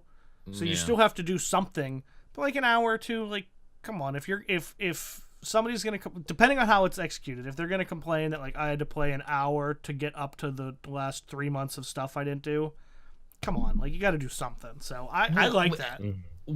So many people voice their frustration that come Black Armory that they had to do it like people who weren't 650, you know, were left behind basically. And this is a perfect opportunity to jump into new content day one so you can talk about it with your friends at lunch tomorrow or, you know, dinner, you know, over the internet. Oh, do you want to go to lunch with me tomorrow? Absolutely. Sweet. Remember that time we both went to Subway? Yeah. Let's have a Wednesday night. Do you remember that time we both went to Subway at the same time and didn't even know it? Oh man. Was it Subway or we did it with Panera too? It was like 2 days in a row, Subway and Panera. And we did it with Panera. I know. We're We're linked. Yeah, I think that's the official sign. Like you need no connected. proof. Sorry, Sam. Just time to put a ring on it. But what I will say is I think my favorite thing about these power surge bounties is like it's a good example of just Bungie listening to that feedback, because I mean while they haven't like publicly said like we did Black Armory, like it's fairly obvious, right? It's like no, let's bring it together. We don't need a brand new expansion or launch, like Forsaken to do that for you. Like we can do that each season. And then like for me individually, like it's really cool because I am much more current while still behind on PC than I am on PS4. Just based on like trajectory with me for like my streaming and everything like that. And so now like I hear that and I'm like, oh, like I don't need as much time to bring my PlayStation account from the depths of like the 300 power or wherever I am. The depths of the Hellmouth. Yeah, exactly. And then like catch up current, like I need, maybe another couple hours for that, but it's about the equivalent buy-in, and then I'll be able to play with, 2 different groups that has been largely acceptable. Yeah, no, exactly. Like that's Rezo is the large reason, like especially because Jag and Kales had reached out to me about doing Shattered Throne recently, and I was like, so like I might be low power, and Jag just like looked it up and was like, yeah, I think 300 is probably a little low. And I was like, yeah, I think so. But now accept the challenge. Y'all can do it. Yeah, right? Are you not good enough, sir? Just don't take damage at all. But yeah, that helps me just elevate and bring that back. So now I'm going to be able to play with more players in the Destiny universe. No doubt. Create those same experiences, but on different accounts without spending most of my time grinding power that is no longer as relevant as what the newness is. I really hope they continue that too into future, like not just annual pass stuff, but DLC stuff, because it's a big turnoff for a lot of my friends IRL that like want to jump in and then they see what's going on and they're like and I just happened to luck out last year, I guess, when last summer when the triumphs were going on for that got you up to like you could complete those. It was the celebration, the week of celebration. I can't remember what it was called, the season was called, but it was like where you visit the tower and there's fireworks going off everywhere, and you got to do those activities that were highest light level gear as the reward. And so all my friends that were just jumping in, they could do all that stuff because it didn't require a huge light level, but they were able to get that gear. It was a much longer grind to do that stuff. And so I like this a lot better, where it's just like a few hours and you're good to go. You can play the new content. It'll be great. You can play with your friends again. That's such a huge bonus that you brought up. Yeah. And I think also it's something that you could look at and be like, well, if I know that every time the season ends, I get up to this power level, why do I ever want to get the power level before then, kind of a thing. But I feel like the best part is like, just throw in a cosmetic for every season or something. Like, just spit them out, sure. But, or like a title, or an achievement or something. Because I think the core player base that want to reach that cap before that cap is irrelevant will do so for things like titles, and cosmetics, or banners, or whatever. Emblems. Yeah, exactly. Like anything to just represent that you did it is what it's for, realistically. Because they're gonna play the game just to play it, but having it timestamped, like I did it in season of the Drifter, not this whatever comes next, kind of a thing. I think that's a cool element too, because Destiny players have always loved that, showing off how big their PvP-ness is or whatever it is. That or just being unique in a way, like, and I hate to, because it totally points back to the PvP-ness, but like the Redrix's Claymore? Redrix's big swinging dick emblem, you know what I mean? That lets you know that you got it done when it was harder, you know what I mean? The like OG. Yeah. Gangsta. But yeah, exactly. It says something, right? I mean, it's a digital version of the raid jacket. Yeah, man. All, like those people have the biggest PvP-nesses, well, actually PvE-nesses.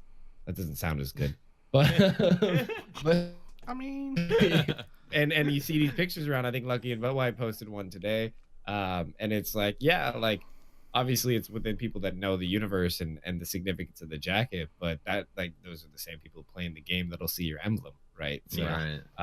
it's a cool element, and I think they should only lean into it, never stray. So.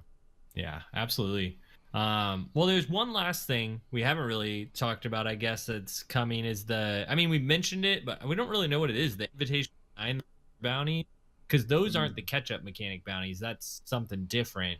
Right. Because this is coming later. It says March 15th is the Invitation of the 9 when it starts, I guess. So they didn't really talk about what these are going to be at all, just that they're coming and they are the revamped Xur bounties. Like, that's what they're going to be. So that's all we know, really. But I just thought I'd point it out there that is a part of the content we're getting. And it's after we start the Thorn quest, the Allegiance quest. So we just don't really know. Finally have a reason to go see Xur. Yay. Yay. It'll be great. Who? Yeah. Yeah.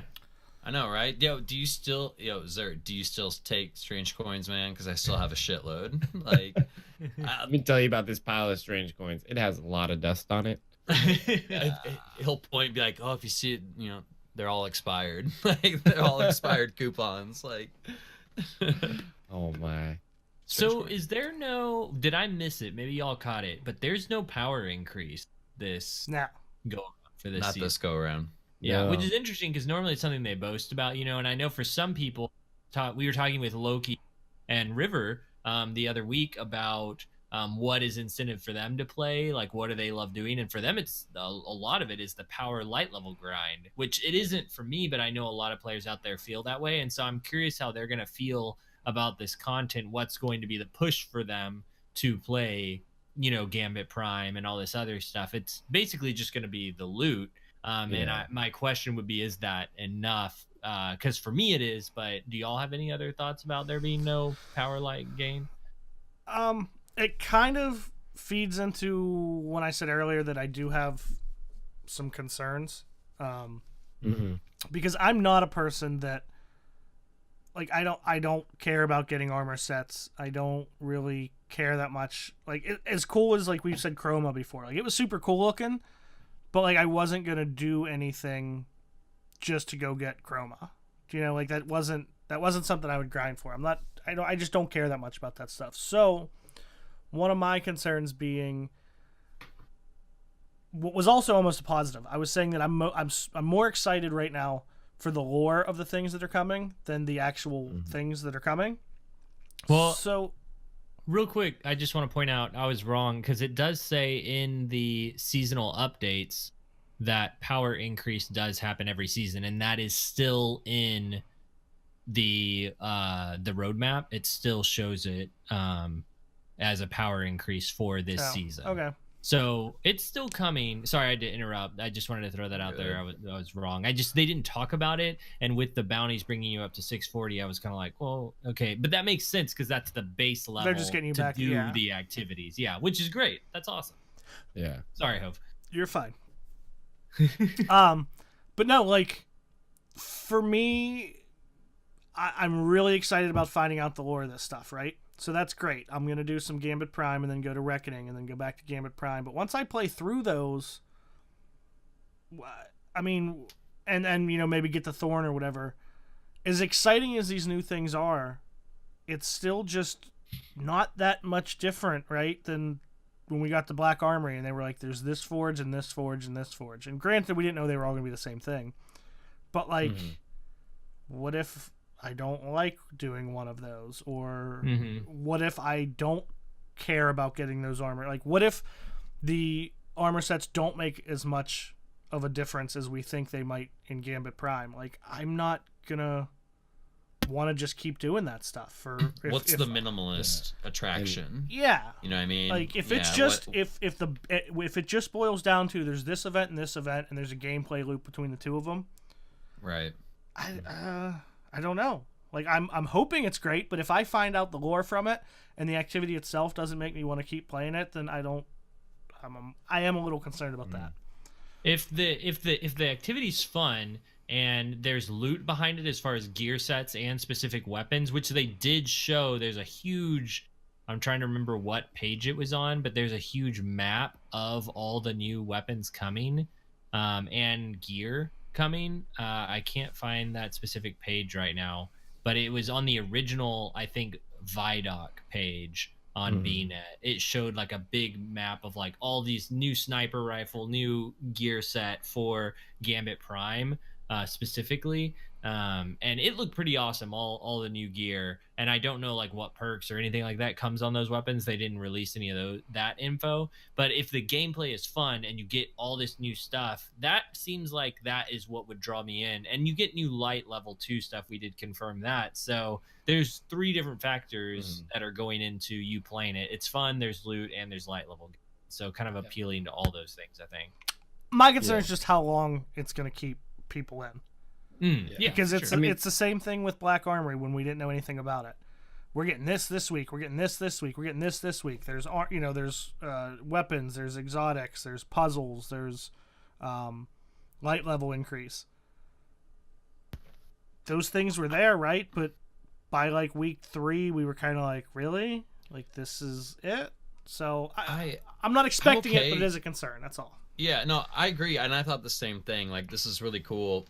How long is it gonna satiate my appetite? Yeah. You know what I mean? And honestly, like, I had a realistic thought that said probably not that long, and that's okay because there's other games that are coming out to play, and it'll be great to not like. I think we talked about it last time. The fear of missing out. You know what I mean? Like, oh, I have to do this because everyone else is gonna have it. And when we load into a game, I'm going to look stupid because I don't have it. And, you know, even if it's something as like an emblem or an emote or something, like, you know, there's always that fear of missing out for some people. So, I don't know. I think it could be cool.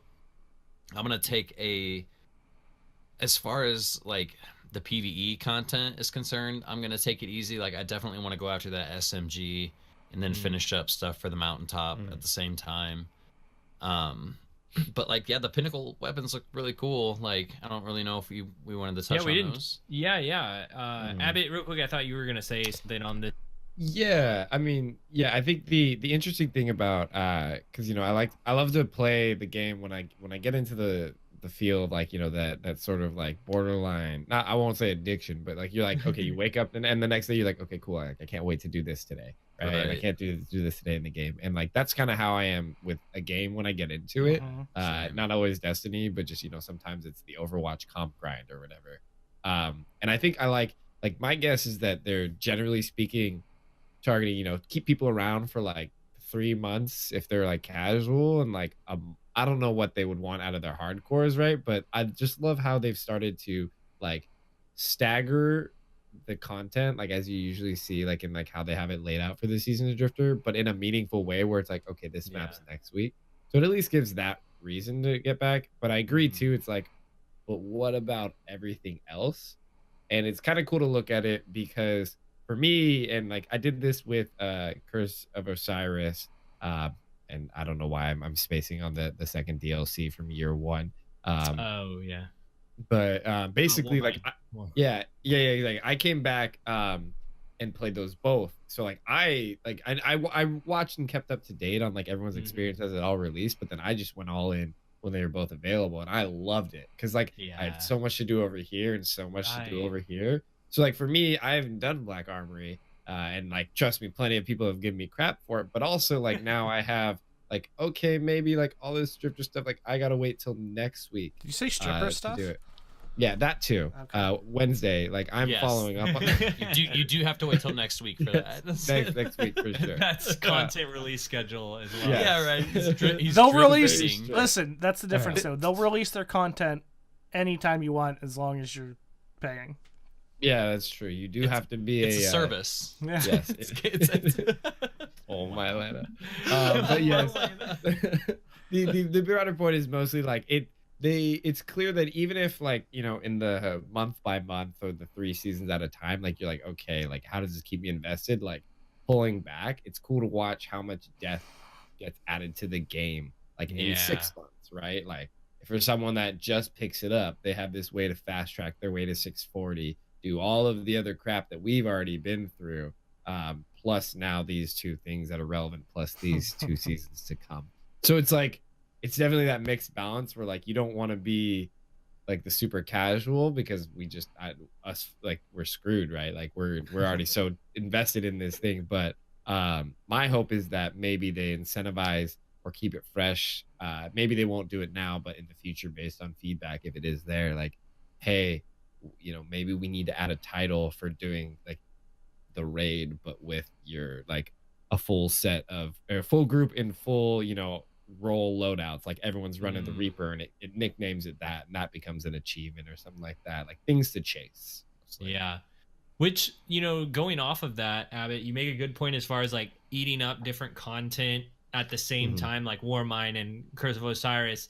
You've got if you didn't do Black Armor, you know, the stuff from that season, the pinnacle weapons, like you can still complete those bounties. And for me, even like I just went after the PvP stuff and I didn't touch. I did like half of the strike one, the Vanguard one for the fusion rifle that looked cool, but I just didn't want to spend all my time in strikes. But I did like half of it, and so those bounties aren't resetting, and you can actually still continue them and complete them throughout the next season. So I still have last season's 2 pinnacle Gambit weapon and the Vanguard weapon, even though I did the PvP one, and so I can continue that this season. And if you didn't play, for those who didn't play Black Armory, you can pick up the old bounties, and when you get to the pinnacle of this new season stuff, you'll basically get 2 weapons. So like say Hove didn't, and Wilson, you hit on this because you were talking about the mountaintop, how you didn't complete it yet, but you did some of the progress already on it, and so that will carry over and you can complete it this season and get whatever the new pinnacle weapon is. So I like the way that, you know, transitioning into talking about the pinnacle weapons, how it kind of applies where you can do kind of, oh, I'm doing a little bit of this for this season, but it also affects what I was doing last season. Or if you didn't play last season, you're still kind of doing both at the same time, and it's just a lot of content at once that's fun to go through. Absolutely. Yeah, no, it's, I will say, like, while my journey through Destiny started like hard to the chorus, right? Like in terms of D1, and then like it's pulled back, like somehow, like for me at least, it's felt honestly more like richer, because like I've seen kind of both perspectives, and now like I have this like a lot of people give me flack for not playing or whatever, but I still could like identify as like a Destiny player in the community. It's just I consume that content in my own way. Like what I care about is that, you know, the development process between Bungie and their players is like top notch, and they're actually listening, because long term that would turn me off.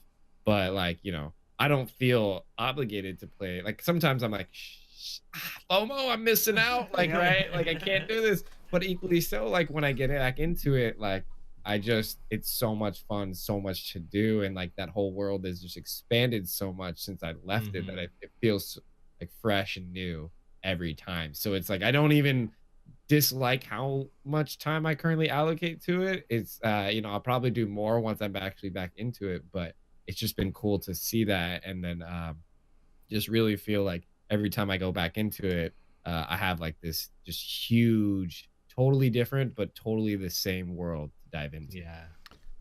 And I'm, you know, what started this whole kind of thing is, you know, I was saying one of my concerns was that you know, is this going to be enough to keep me interested for a long period of time? And this is where I'm kind of conflicted, because the more I think back on it, we've kind of gone through these almost differing opinions, like each one of us, but like we start like Black Armor and we're like, oh, like, all right, that wasn't enough to keep me interested until the next season. Whereas when it started, we were like, new stuff every week, that's great, this will extend the life. And then we're pissed and we think like, oh, this wasn't really that much. But then even when that happens, we've come back and said, you know, I kind of like this because of, like Wilson said, it doesn't make you feel like if you're not playing it every day, you're fucked. You can jump into it when you want. You can go play other games, but you know you're going to have something in a month or 2 months or 3 months instead of 6 months, a year, you know? So I'm conflicted because I go back and forth. When I first think about it, I'm like, man, this isn't that much. I'm not going to play it that long. But then I realize, in a way, that's not a bad thing, you know? It kind of lets you just keep coming back to it and play it at your own pace. Or maybe you sit out for 2 smaller things like Abitt and come back 4 months later and you have a bunch of stuff to do, but you're not two $40 expansions behind and you feel like you're playing a different game than everybody else. So it's like I said, I started out with it being a concern, but I could see in a month me going like, well, you know what? I'm kind of glad that I don't feel like I have to play every day. I can go do other stuff. Yeah. Well, it's also like when back in the day, like old content, when they would come out with something new, there's nobody doing that old content, you know what I mean? Like, so some stuff really would be like lost in the annals of time of just like lack of player base, whereas like stuff with the Forge, like you could easily talk a friend into going in if there's a specific weapon that they could get a good roll on their weapon that week by helping you through your first Forge or something like that, whereas trying to find someone to take you through your first Crota raid, if you haven't played in a long time, or maybe you didn't have, you know, a whole bunch of friends or something, like I feel like coming back at your own pace and experiencing this content at your pace is more obtainable now than it was before with this particular method. So it's pretty cool. I'm gonna definitely be jumping in and going for some of those new pinnacle weapons, because a couple of them look kind of cool, especially the machine gun. Sounds freaking dope. So like the SMG, which is the Crucible one, I think if you just get a kill with your other weapon, it boosts the damage of the SMG. We don't know by how much yet. So I just want to get it. But the Scout Rifle sounds really cool. Like, so the more your Firefly does more, a bigger explosion and more damage based on how many consecutive headshots you got before the killing blow. So I'm wondering, so the explosions get bigger every time. I'm wondering if you could just sit there on your entire clip, every bullet but one on the boss. And yes, I think that's exactly what it's going to be. And then one shot an ad that happens to be at his feet, and just watch like that meme where it's like or not even a meme, like the gif of like the nuclear explosion going off after you Firefly one of them. It's like, how strong is this? Boom! Like, hopefully it's just ridiculous. That looks like a lot of fun.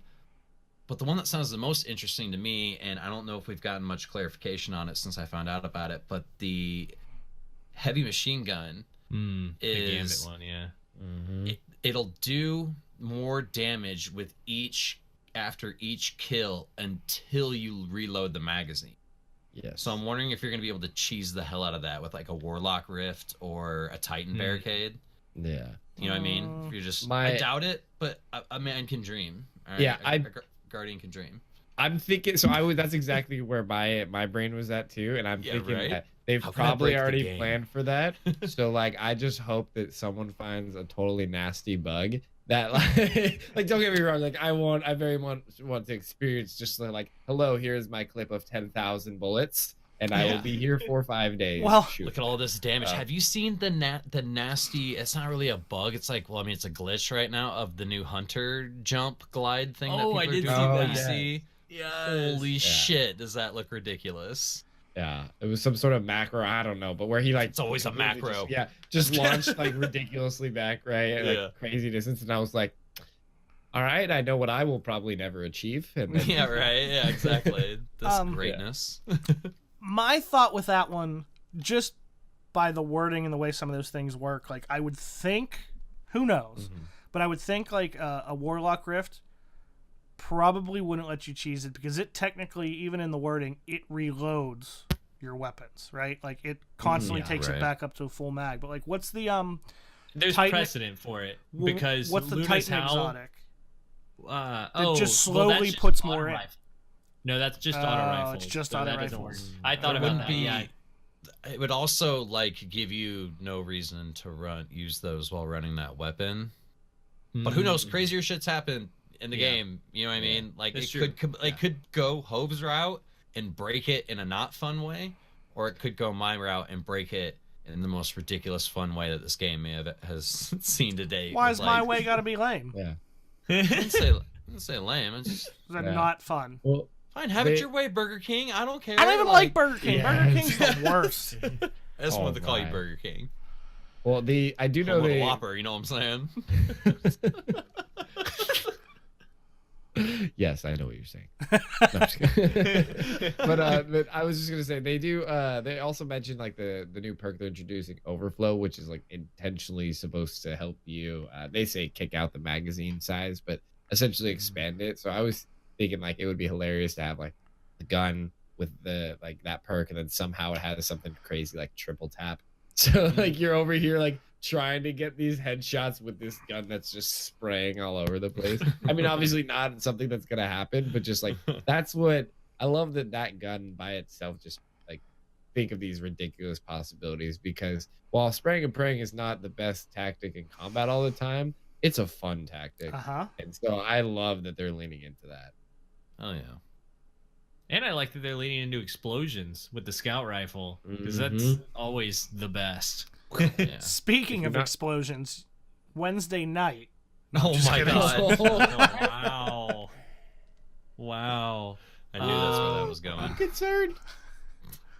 I'm trying to think if there's any other stuff, because the TWAB like goes over a lot of the same stuff that this week at Bungie. I guess like one big thing is they're changing PvE legendary rocket launchers and grenade launchers to match like exotic counterparts and their damage. So like rocket launchers and grenade launchers are both getting a damage buff so that they can compete with their exotic counterparts, which is interesting. It was like a pretty big PvE change too. Let me see. It was the exact number. It was 25% for grenade launchers, and PvE damage increased 60 to 65% for rocket launchers, not exotics, just like regular rocket launchers. And obviously, like cluster bombs, they adjusted that so that it equals out. They didn't nerf it, like cut the balls off it. They just made it equal, so they cut the damage by 80%, but the regular damage increase that it's getting kind of evens it out. So they're saying basically that they don't want you to have to sacrifice your heavy slot to be an exotic to do the most damage. This is great. That's fine. Or you don't have to have cluster bombs to be or that. Yeah. Because I only get quick draw fucking snapshot on mine. That's it. It's the only perks that exist on rocket launchers since Forsaken for me. Yeah. Quick draw and freaking snapshot on every single one. The tracking for me is the rocket launchers with the tracking. That's what I love having. The Iron Band. I love one. Yeah, dude, it's great. Snapshot tracking, yeah. I feel like if you've got like snapshot and quick draw on a rocket launcher, you've really just got a big telescope that you're good at pulling out. Like, man, like I can be like, Captain, there's a ship approaching, like instantly, dude. I'm on it. Take that in a Sea of Thieves, you'll be good. Are you playing that? There you Sea go. of Thieves. Yeah. Oh man. Also, did you see? I didn't read any of the responses or any deeper into it, but did you see DMG tweeted out redacted will soon be unredacted? Which it has been in the trailer at the end of it. Season of Opulence is what they called it in the trailer. Do you guys know what opulence means? Yes. Very fancy stuff. It's like great wealth and luxuriousness. Yeah. Which they showed shower the us with picture of luxuriousness. It looked like the Leviathan, right? I was gonna say it makes me think. What's his face? What's his name? Callus. It makes me think Callus. Yeah. Whether it has anything to do with him, he is like the face of opulence, right? Yeah, and I think that makes sense because and when they showed one image when he said Season of Opulence Hut 2, it looked like his palace area, and they had the raid armor on, and and then also the Season of the Redacted previously and now still Opulence is the robot guy that is in the tower that represents bot Callus. Yeah, so it's been hacked. How cool! Like, I don't know, man. Now we got the Drifter and the 9 talking to each other. Maybe Callus comes swinging back around. We don't know whose side the Queen's gonna be on. Like, there's so much shit going on. What? Game of Thrones, dude. Yeah. No, the World Eater is gonna, instead of eating one of our planets, is going to eat the Drifter's thing. His and thing. Get some really bad indigestion too, man. And it blows up, and then Sabathun appears, and it has to eat the Traveler. That's moving pretty quick. You just took out a lot of characters. Nice, Shyamalan, calm down over and there. then it wants to eat the Traveler for like antacid because the Drifter ball was like giving it indigestion. So wait, like, we spill water in the. Lego just said the Leviathan's gonna eat the Drifter's thing, and you just said the Drifter's balls gave him indigestion. So he's going It's big. usually my Go big or go experience. It home. makes sense. Sounds like he had a good Wednesday night too. Yes.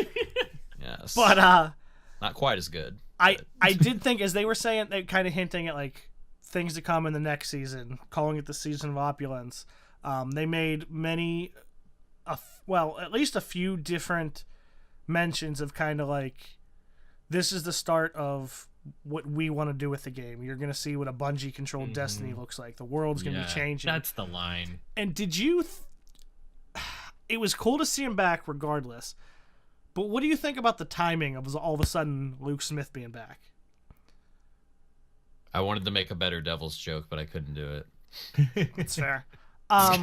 So here's something. This is kind of out there, but how much of it do you think, because we haven't heard from him in quite a while, right? Whether it was this entire time or not, we also speculated that they announced however many weeks ago the whole Bungie and Activision split, right? Mm-hmm. A deal that big, ending a contract worth that much money, all that stuff. That didn't just happen like, hey, you know what, tomorrow let's announce this. They'd been working on it for quite a while, right? I would speculate. Do you think that Luke Smith was already off doing kind of a... Because remember, they also named him franchise director or something after that split. Right. Do you think he was already off kind of preparing and getting ready to take Destiny in whatever direction Bungie is now starting to work on and move us towards? Do you think he's been working in the background and that's what it's been? Because remember, we said maybe it's Destiny 3, maybe it's the next big expansion. Maybe that's what it was. Or Activision was holding him hostage this whole time. And since they broke up, now he's resurfaced and he's going to play it off. Well, or he was still trying to find out how to make the better devils interesting. Yes, that is much more feasible than either one of those. I'm just kidding. The way that Gambit has evolved into this realization of like, you know, like they said, this is like practice round and now we're doing the heist. If they do that with other pieces of Destiny content and they're like, yeah, PvP was this, but here's the final realized version of competitive or whatever, you know, trials down the road. I don't know. But if they do that with other parts of the content, like, because from what I've seen of the Gambit stuff, Hove, if they're realizing a future version of Bungie that's not under control of Activision through all this stuff, that gets me really excited because I feel like they're expanding on these things in a way that feels finalized, like this is the final vision or evolution of this. And of course they'll keep growing and stuff. It just feels more realized, and I'd love, you know, if that is the case, if there is something he's been working on this whole time and we get to see that at the end of the annual pass, that'd be awesome. Well, I'd be I don't even know I don't even know that I'm looking at like a specific activity, but just kind of like the direction they're going to move. How we see that they're leaning so much more, or we think they're going to start leaning more into different aspects instead of this broad, like, we can do everything. You know, we're kind of talking about this gameplay loop and leaning into like roles, and you know, we're kind of seeing this shift to more of, which we'd heard rumors of, kind of more of a more hardcore, you know, kind of focusing on their core audience, maybe moving towards like more of an MMO RPG type of thing. You know, I'm not saying that's it. I'm just saying we've seen all these different changes, and the timing of him all of a sudden showing back up and saying, hey, this is the new Bungie controlled Destiny. It just makes me feel like whatever it was, whether it was a very broad kind of philosophical work of how they're going to move forward, it just makes me feel like that's kind of what he's been doing. If he's the franchise director, he's been absent from the public view. He's obviously been there working. They announced that, and with the next content, they announced the split, and then with really the next decent-sized content, he all of a sudden is there talking about, we're really excited for even the next season and to show you what we're doing with the game on our own. It makes me feel like that's kind of what he's been doing the whole time. Yeah, I would say, you know, because I think I'm of a pretty similar mindset. For me, it's like, you know, when I didn't notice that or know that his title was now franchise director. I think that's what it is, right? Yeah. Like, so I'm just going to run off of that assumption currently. But like either way, yeah, thank you. You know, whatever it is, like he's at that level where like he's not looking at just, you know, season of the Drifter or even the next season to come, right? And if it is truly like franchise director, that means like the Destiny IP, not even Destiny 2. Right. So I would say like the exciting part for me about that is just knowing that, you know, Destiny is in a good place now. It's moving towards an even better place. Is that the thumbs up for the title? Yeah. Okay, cool. Perfect. Yeah. So that's, I'm just going to go all in on this answer then. Which is basically like, I am convinced already with no scientific evidence behind it, but just that he is looking more towards like the next year of Destiny 2 as if anything to set it up better for what is to come after that. Like, which I would bet is going to be, you know, and we don't know if it's Destiny 3 or something like that, but it feels like, you know, my guess is they work in threes, right? Like Halo as a token example of that. And so I think it's exciting to hear that he's like coming back in such a visible way to give us that spark of hope for like, okay, year 1 of Destiny 2, a little bit of a letdown, to put it lightly. And then, you know, year 2, okay, like building back what was lost, and then also pushing that first. And then going for like the next, you know, year or so, or whatever is to come, like steering in the direction. But if there is like another, you know, game within the franchise overall, like does that mean that like all of this is just groundbreaking for what will like blow our minds? And that's, I think, what he would be looking at right now. Yeah, it gets me super excited in the same sort of way, like in a more future like D3 or whatever's next kind of way, like that hope for that being completely awesome with the Bungie controlled version of that product. Yeah, I'm totally with you. Because just to play with titles real quick, franchise, right? It's franchise. It ain't just like, I'm sure they have someone at that game level as well who like he is working with, but is more leading D2 per se. And I don't know the exact hierarchy breakdown, but like that is a very key word, franchise. That's exactly what I said would happen. Because I want to say that over the past couple years, it kind of went back and forth depending on the content release. Like, Chris Barrett was the creative director for Rise of Iron, and then Luke Smith was the creative director. Like, they kind of each led each big expansion. But to be franchise director, it sounds to me like that's one. Like, there's one franchise director, right?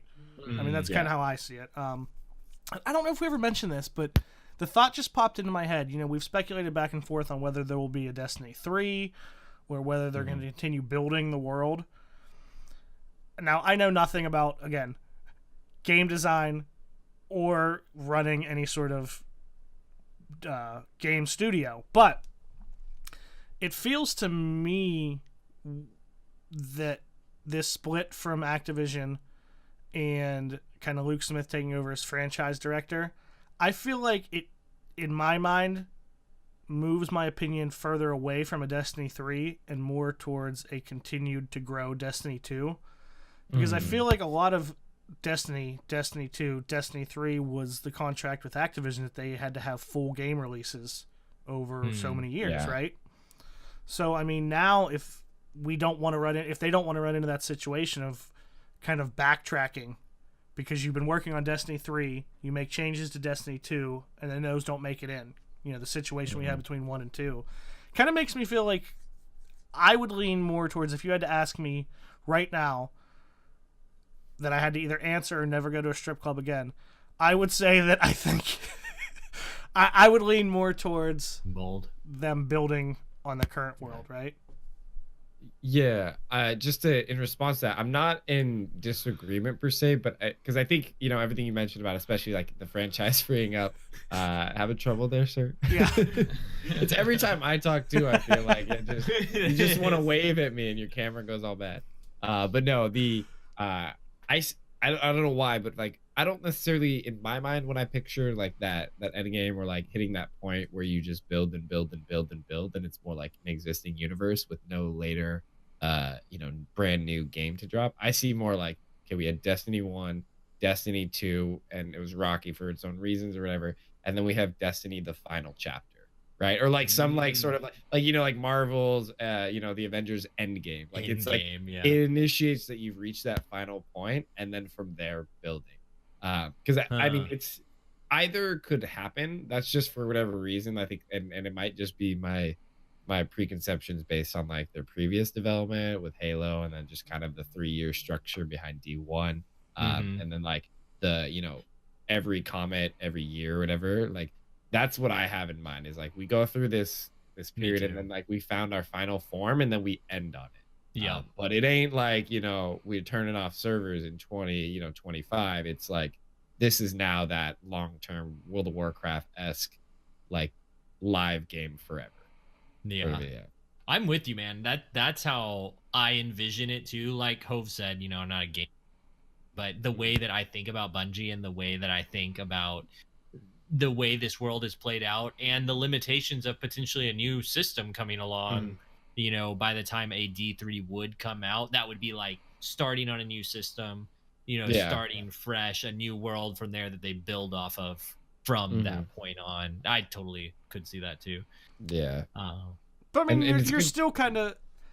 I feel like we're not really in disagreement though. It's just you're thinking that they would do one more kind of fresh start. Yeah. Right. Yeah. And then like, kind exactly, of go from there. Same thing, like because I mean, and I think that would bode well not for people like us, but people that like either had previously got invested in D1 but held off D2 because of the reviews and then saw that. But versus if you have this like truly like, hey, so we kind of made some mistakes, right? But then over 2 or 3 years corrected that. That would bode well for getting new players into it. And then if it matches the experience that people want based on what they've learned in Destiny 2, then like my hope is it becomes that perfect storm. But also, it may be that, or we maybe like, I like the point that was brought up earlier about the contracts, because, I imagine too, on their perspective, like they signed into something that they thought would be indefinite, whatever it was, or like permanent for whatever it was, and then Activision of all people changed their mind, right? So that's news that Bungie has to grapple with and then adapt with the fact that we've started this franchise and IP and are halfway through it or whatever, like the 40-year plan that we have, and then our publisher pulled out or whatever, right? So like it lends it to both ideas, I guess, and I agree with you, Ho. Like we're on the same path. We don't disagree. We're just two sides of the same coin. Just different timeline on it, kind of. Different visions for what the extra look like. Same thing. For sure. Yeah, I'm totally like with you guys and seeing it that way for sure. And it's exciting to think about. And like we said, with the contracts coming up, like whatever happens next, it's just exciting to hear them even mentioned in this previous video. Like this is the Bungie controlled version of Destiny, and so whatever they come out with next, whether it's continuing on this path or a D3 or whatever, and then continuing on, it's just exciting to see them in complete control of it and to see what comes next with that. I still think, we've mentioned this a couple times, like if they're gonna lean really hard into, okay, this is finally our game, we're in control, you got to get it right from here on out, right? There's no more excuses. You're gonna have to. Go ahead, Abitt. I was just saying, I'm in total agreement. Like, I love that accountability factor. Now that it's like we had all this stuff early on, but now they're, whether that's the, what they communicate versus like what people like project and blame X, Y, and Z person, even though they don't have a peek behind the curtain, but they'll still tweet at you like they do, right? Like it's the, it's more or less that like it nullifies that possibility, and so that I think. Like having been able to like, talk with some of the CMs, like, A Damage, like, and stuff like that, like they truly at least, express and show that appreciation for the feedback and treat it as important. So that mixed with the full accountability of the results, like it's either make or break. But I think it'll make, because I think they've learned enough lessons, and now they're in control, and now they know how to get it back. Based on what they did just this last year. And I think the really encouraging thing with that for me was, and I mentioned this in previous episodes, but Abitt, as you kind of alluded to with that, like you're always going to hear them say like, hey, officially, publicly, we're free. This is what we wanted. We can do our own thing. You're never going to hear any different officially. But what was encouraging to me and really telling was the reports that when it was announced in the studio privately, they were celebrating with champagne and everything. It wasn't like, oh shit, like this is on us now. It was like even down to the devs and everyone was very excited, but like, hey, this is our game now. So that's what's really encouraging to me. Yeah, I mean they have that now, that experience operating, developing, like iterating in secret on a live game, that I think just has come with time, like both, for them, but then also with the industry overall. And then but now then, like, just the creative freedom has just gone back to being free. And so that's a huge deal to have that experience in development, but then now you're like, okay, like make the shit you want to make for real, kind of a thing. And so versus like you hit the ground running, you're a creative talent, but you don't have any experience, right? Like you might pump out something good, but like consistently, I don't know about that. And so it's cool to like just see all of those elements come together. Yeah, for sure. I know we're running a little long on time, and I know we had some Twitter questions. So what I want to do is, Hove, if you want to bring up, I think we might have had one or two specifically for Abitt. Maybe just hit some of those real quick. I know there were some generic ones. Maybe we'll save. Well, I mean, to be honest, a lot of them were kind of like, they're like funny ones that'll be quick. We don't have too many that'll take too much time. Yeah. So I figured we'd go through a few of those before. Oh man. So quickly, first one is from It's DJ. Here we go. This one is for Abitt. Question: Sexual. Whenabouts can we touch butts again? Because wow, I miss Abitt.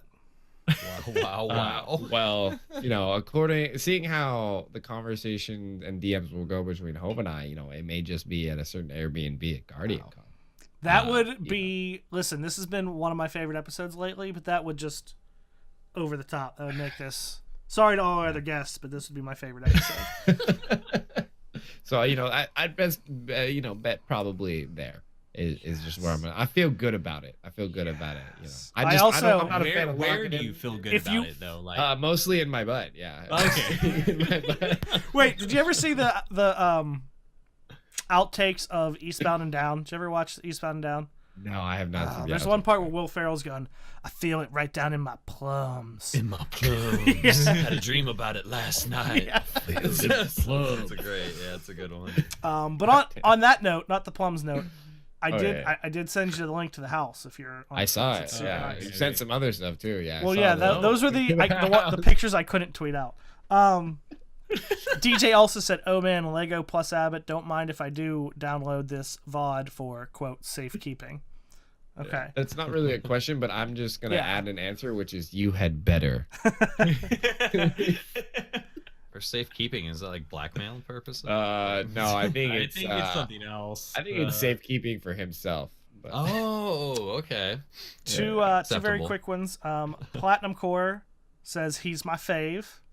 Yay! And Cracky, who I believe is here in chat, just put the gif of Will Ferrell and Elf freaking out excitedly. We got lots of that for the Abitt episode. People are very excited. I appreciate that because I was excited to be back here, and it has been an absolute pleasure. So it's reciprocated. Yes, we appreciate you, man. We do have an important question from chat. Gorniak says, question for ABitTooLethal. If you had to get a body tattoo from neck to thigh, what would you get? And I have to get it from neck to thigh? Yeah. Not as exciting. I mean, exciting, but I have a tiger tattoo that I'm currently like... Well, let's hear both. Yeah. Okay, so we'll do the neck to tat. I would get the Gambit snake. Oh, wow. Just all the way down. That snake's going everywhere. Dude, I'm just saying it curls on the torso, maybe the center of the back, and then it goes down. Like, I don't know. I feel like if we're on a Destiny podcast, the tattoo is gonna be Destiny related. Okay, and absolutely, I think the Gambit snake would be the sickest, like long body, because you could have that bad boy like. Yeah, it goes like neck to thigh, but it could wrap around, man. Mm-hmm. You know what I'm it's like saying? a spiral staircase on its way down. You can embed like a Titan logo halfway down, and then people will be like, "That's not in the logo," and I'll be like, "I don't care. It's on my body, okay?" Yeah, fusion it's my body, not yours. Exactly. But I think actually, like, that would. Now that I've said it out loud, I've never thought of a tattoo like that, but that would be what it would be. Yeah. And then I guess the actual tattoo that I've like been brainstorming with a friend, and I know the artist that I want. Which he's like a Vegas artist that won the Masters of Ink. So I'm gonna lose. I'm gonna have to invest in a home or get a tattoo, and I'll probably pick the tattoo. But it's essentially like a tiger snarling on the back shoulder with like kind of like a paw, like clawing, like maybe like reaching up so that it like peeks up over like the shoulder blade type deal. But no, I just I wish I had a way to get it to you quickly, but like as you know, I don't have a working keyboard currently, so I can't type in his Instagram. But it's DJ Tomba or Tomba, something like that. And I just love his art style, especially with like animals and the tigers that he makes. So I just want like that. Part of it is like, I mean, it's not being done because of branding, but just like I think for the first tattoo I'd want like something that feels both like ferocious and tenacious, and like a tiger snarling is what gives me that vibe. Yeah, I dig it.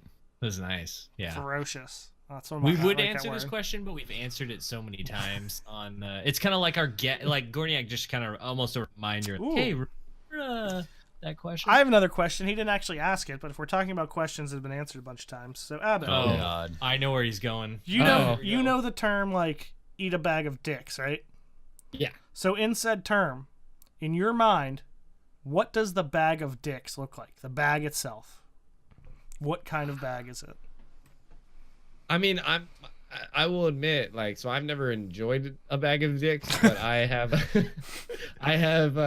seen and heard of the Washington bag of dicks or whatever that like Jag and Vic always talk about. So my brain immediately goes to like just a nice greasy white bag full of dicks. Greasy though. So where did that? I don't know, dude. I don't really want to know, to be honest. Like, it's greasy, okay. On the bag, there's like a warning label that says "Please sterilize first." Hazard. So, like, yeah. See, exactly. mine always has been like a burlap sack. Yeah, You I know? can see that. Like what else? Mine's do you always like? been. Mine's been like the where they say not paper or plastic, but like the reusable like Walmart bags, just like a beige tote, colored like a one tote. of those. Yeah. Tote. See, with the burlap sack, I'm getting Totes. more like that's their organic line of dicks. You know what I mean? Organic. Like Like I go to earthy, Whole Foods and I like, get yeah. my like earthy dicks. Like in this burlap sack, toss it over my shoulder. Yeah, exactly. But you know, none of that Walmart dick where you just like go there and get a greasy bag from like underneath one of the lamps. GMOs and all kinds of things. Yeah, in it, like that stuff is fake, man. You know how much Processed. Viagra is pumped into that thing? So the funny thing with the whole bag of dicks, just very quickly, when that originally came up, when Rally started asking that question every episode, it was funny. We asked it of all the guests, including TV, which was very entertaining. Yes. Well, Wilson was not yet on this podcast at the time, but he was on another amazing podcast with Breyer, Beastly Gamer, and Gary Diaz. Called Revolver. And he took it over there and they discussed it. And what do you know? Another week or two later, and they are now officially sponsored by bagofdicks.com, which is a real thing. So that happened. Someone a bag of edible I've dicks. been to that website. Yeah. I think I wandered over there once. You know, I've been a part of Secret Santa a few times. Okay. You know, I didn't go there on purpose. It was a pop-up. You know. It came up in my, Google targeted ads. I don't know why. Okay. Last two questions from Twitter questions. Bagu asks, with what it looks like gear sets for Gambit Prime, are you guys excited for other potential gear sets and set perks in Destiny? On also Luke Smith! ! Love you guys.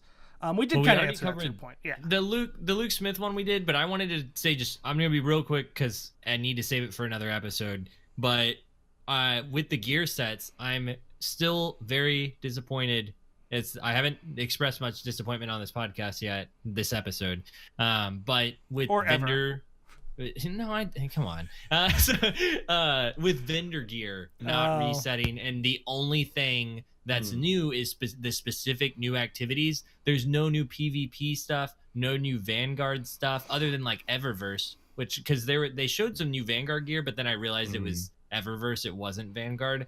And so just like we've only got the entirety of Destiny 2. There's been one vendor refresh of Crucible and Vanguard gear one time, and that's really disappointing.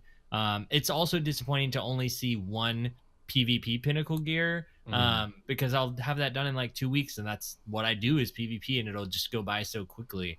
especially without trials, which I just wanted to express that disappointment in this area. Other than that, the gear looks amazing. That is for Gambit and stuff, and I definitely want it. So yeah, that's all I got to say about that.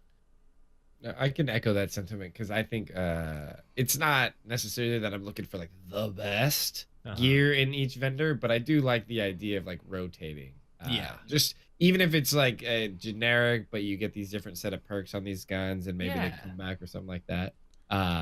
Idea is like, you know, you just have something new to look at. It doesn't have to be the sexiest thing that they put in all the ViDocs and all the marketing material, but yeah. Well, and even in D1, again, I've talked many times about how I'm not don't care that much, but even when we had just sets of gear you could buy from the 3 factions, if you wanted to get a full New Monarchy set, or you wanted to get a full Future War Cult set, or you wanted to be all black and white and get, you know, even if they don't have any cool perks on them, like some people just wanted to do that. So yeah. Nope, 100%. It's about choosing that thing that you want to grind for, and so sometimes it's just like, oh well, you know, maybe you're the hardcore player that's like done all of the relevant content currently, or like, you know, you're kind of just burnt out on doing for this season, like, you know, the anything related to the season of the Drifter. But you're like, I got 2 hours though, like I could sink some time into farming that new strike gun or whatever it needs to be. Or at least, you know, doing those bounties, and so it's not like. It's an ask that I don't think the season will be, you know, suffer too much without it. But I do agree with you there that it would be nice to see some things that it goes back to that part where like it's great that the game has so many layers, but it feels very isolated too. Anytime only one layer is being focused on.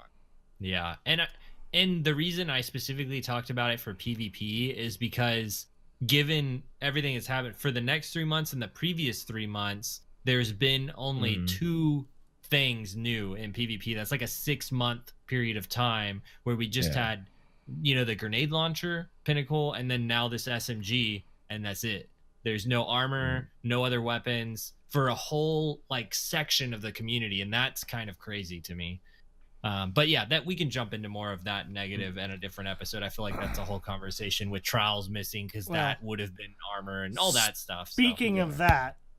But quickly, Wilson, you got anything to add? There's a loud ass train going by right now, so no. Okay. Last question. Matt Grundy asks, with trials being indefinitely set back, the removal of Crucible Labs, and general silence from the Crucible team, do you feel Bungie is phasing out PvP, and would you still buy Destiny 3 if it does not have the Crucible? Also, I know this is a question that we could talk about for 40 minutes. Yeah, I was gonna say. Rapid fire, make it just a. Do you feel Bungie is phasing out PvP, and would you still buy it, Destiny 3, if it didn't? For me, I don't think they're phasing it out. I know a lot of people do. And I think that if they did in D3, I would not buy D3. Either that or I'd be very slow too, because that's what I do. I play PvP. Yeah, I'll say no. I don't think that they're phasing it out. Although I think they may be like intentionally not drawing attention to it. Because my guess is like, you know, I think they've made a lot of headway with PvP overall. But I think ultimately like they have that thing where no matter how many times they reinvest in it, the players get invested for X amount of time, and then it feels generic. So my hope is that like while Trials was the prime example because of the prime game mode, you know, hey, we're revamping everything on a serious scale. I hope it's like a total scale revision of PvP. And I think it is smart to, especially when you've got things that are so Gambit focused, to not sort of muddy the waters and have your players not focusing on, you know, what you're currently pushing out, kind of a thing. Especially because like Destiny 2 PvP and Destiny 1, like Destiny 1 PvP carried it through like, you know, the tail end of that game's lifetime. Absolutely. And so like it would feel not just wrong but kind of dumb. And so that's where I'm at on it. It's a good look. That's a good outlook on it. I feel like they're phasing it out to a certain extent, and I think it'll be back for D2. If it's not in D3, no, I wouldn't. No, I haven't played Destiny since they've announced that Trials was coming back. If that's any, that it's not coming back, if that's any indication as to how I feel about it. So yeah. Abitt, you didn't give an answer on that, I don't think. Did you? If D3 was, I would still buy the game. I would just be shocked, I think, because you know, at the end of the day, I've sunk a lot of hours into PvP and I love PvP, but I could also, if I need a PvP, I could go play Overwatch, right? So like I want to be a Titan. So while my experience, like admittedly, like from today's perspective, would be limited, you know, I still would want to see what Destiny 3 without PvP would be like. True, yeah. At a minimum, just for the experiment, right, to see what it's all about. Because I've been this damn committed to the franchise. Yeah. So I don't think they're phasing it out. I agree with Abitt to a point that it's kind of like just keep it on the back burner for now. We need to totally rework everything. But I also think they're almost kind of, even though we've asked for the opposite, like Gambit is kind of more they're phasing it in a way, like PvP, PvE kind of hybrid, as opposed to just saying they're in the same world and having the balance. Like Gambit is literally putting the two together in one activity, right? Yeah. I'm not saying they're gonna just totally double down on that, but like, you see what I mean? Yeah. As far as D3, I would absolutely still buy it, but one, you know, this is a big change for me because especially with D1. Like Lego said, that's like all I played for the second half of D1. You'd play through the story to get to a relevant light level, and then you'd play PvP. But now, like I said with Season of the Drifter, like the thing that has me the most excited is playing through the story and learning the story and the lore because it is so deep and so interesting to me. So I would definitely still buy it, but it would completely change how I play it, the reason I play it, and like I would play it more like, you know, one game that comes to mind, one of the PS4 release titles. Remember the Infamous series? Yeah. So Infamous Second Son, it was just a standalone, you know, single player like God of War, Spider-Man, or anything like that. But I played through the entire campaign, and then I didn't touch it. And then a few months later, they came out with like a smaller standalone DLC that was, you know, five hours, and I picked that up and I played through it. And I loved it because the story added on. It was cool, and then I didn't touch it, and that was fine with me. And that's how I think I would treat a PvP-less Destiny 3. Like I would still, I want to know what's going on in this world. I'm super invested in the story, and I would like to play that, but I wouldn't pick it up expecting it to be something as a daily playing all the time, grinding anything. I would play through the story. And that's it, especially if they're introducing mechanics that let you catch up for the next expansion. And then I'd come back in 3 months when the next one came out just to see what was happening. So it would play more like a God of War, Spider-Man type of game for me, even though that's not how it was intended. Yeah. Yeah. Well, I think that is it for RezoCast episode 124. Abitt, thanks so much for joining us, man. We really appreciate you. Oh yeah, just thank you for having me, man. Like I said, it's just been a phenomenal time. It's been good catching up with each of you, like, you know, individually, but then also just having a chance to just sit down and talk Destiny for a while. Like I've had that, but not like this focus setting. So thank you for having me. Yeah, for sure, Appreciate dude. you, buddy. Well, if people want to find you who don't know about you somehow and want to see your beautiful face, where can they find you at? Yeah, it is ABitTooLethal or at ABitTooLethal on Twitter, Instagram, Snapchat, Facebook, Twitch, Mixer, all across the board. So pretty easy. You just gotta get the right number of O's in that 2, which is 2.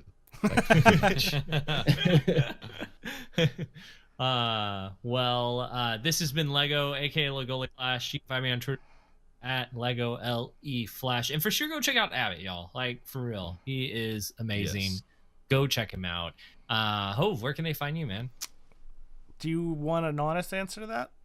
Well, not Wednesdays, Oh, but you know, every other time. Like I was hoping someone would make that. Yeah, that's where I was going. I don't know if you've noticed, I lob them softballs quite often. Good. But yeah, you can find me on Twitter and Twitch at Hove76, pretty much everywhere. If you search at Hove76, you'll find me somewhere. And yeah, here every Thursday night at 10 p.m. doing this strange show, which ironically, I just want to point out quickly, Claw had texted me during the podcast and asked if we were going to play Apex later. and I said, "Who are you again?" And for anyone who knows Claw, this answer will not surprise you. His answer was, "The reason you're sitting where you are doing that show right now," with a smiley face.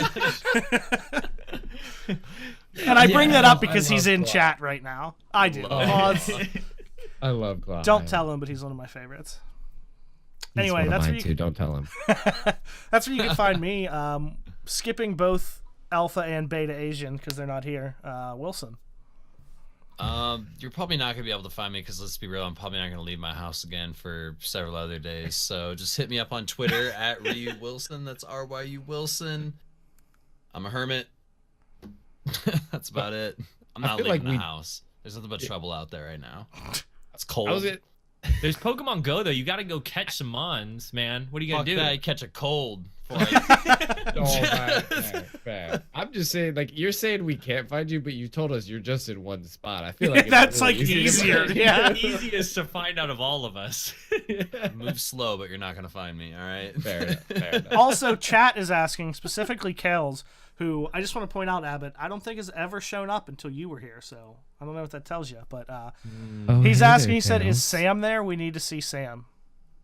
She's sleeping. She's got to work in the morning. Oh, she wasn't going to come in anyway. I've been trying to get her on the show since like episode 2. Go right ahead. Well, y'all can also find more about RezoCast at RezoCast. Love to hear from you. Ask some questions for our guests and talk about the new season.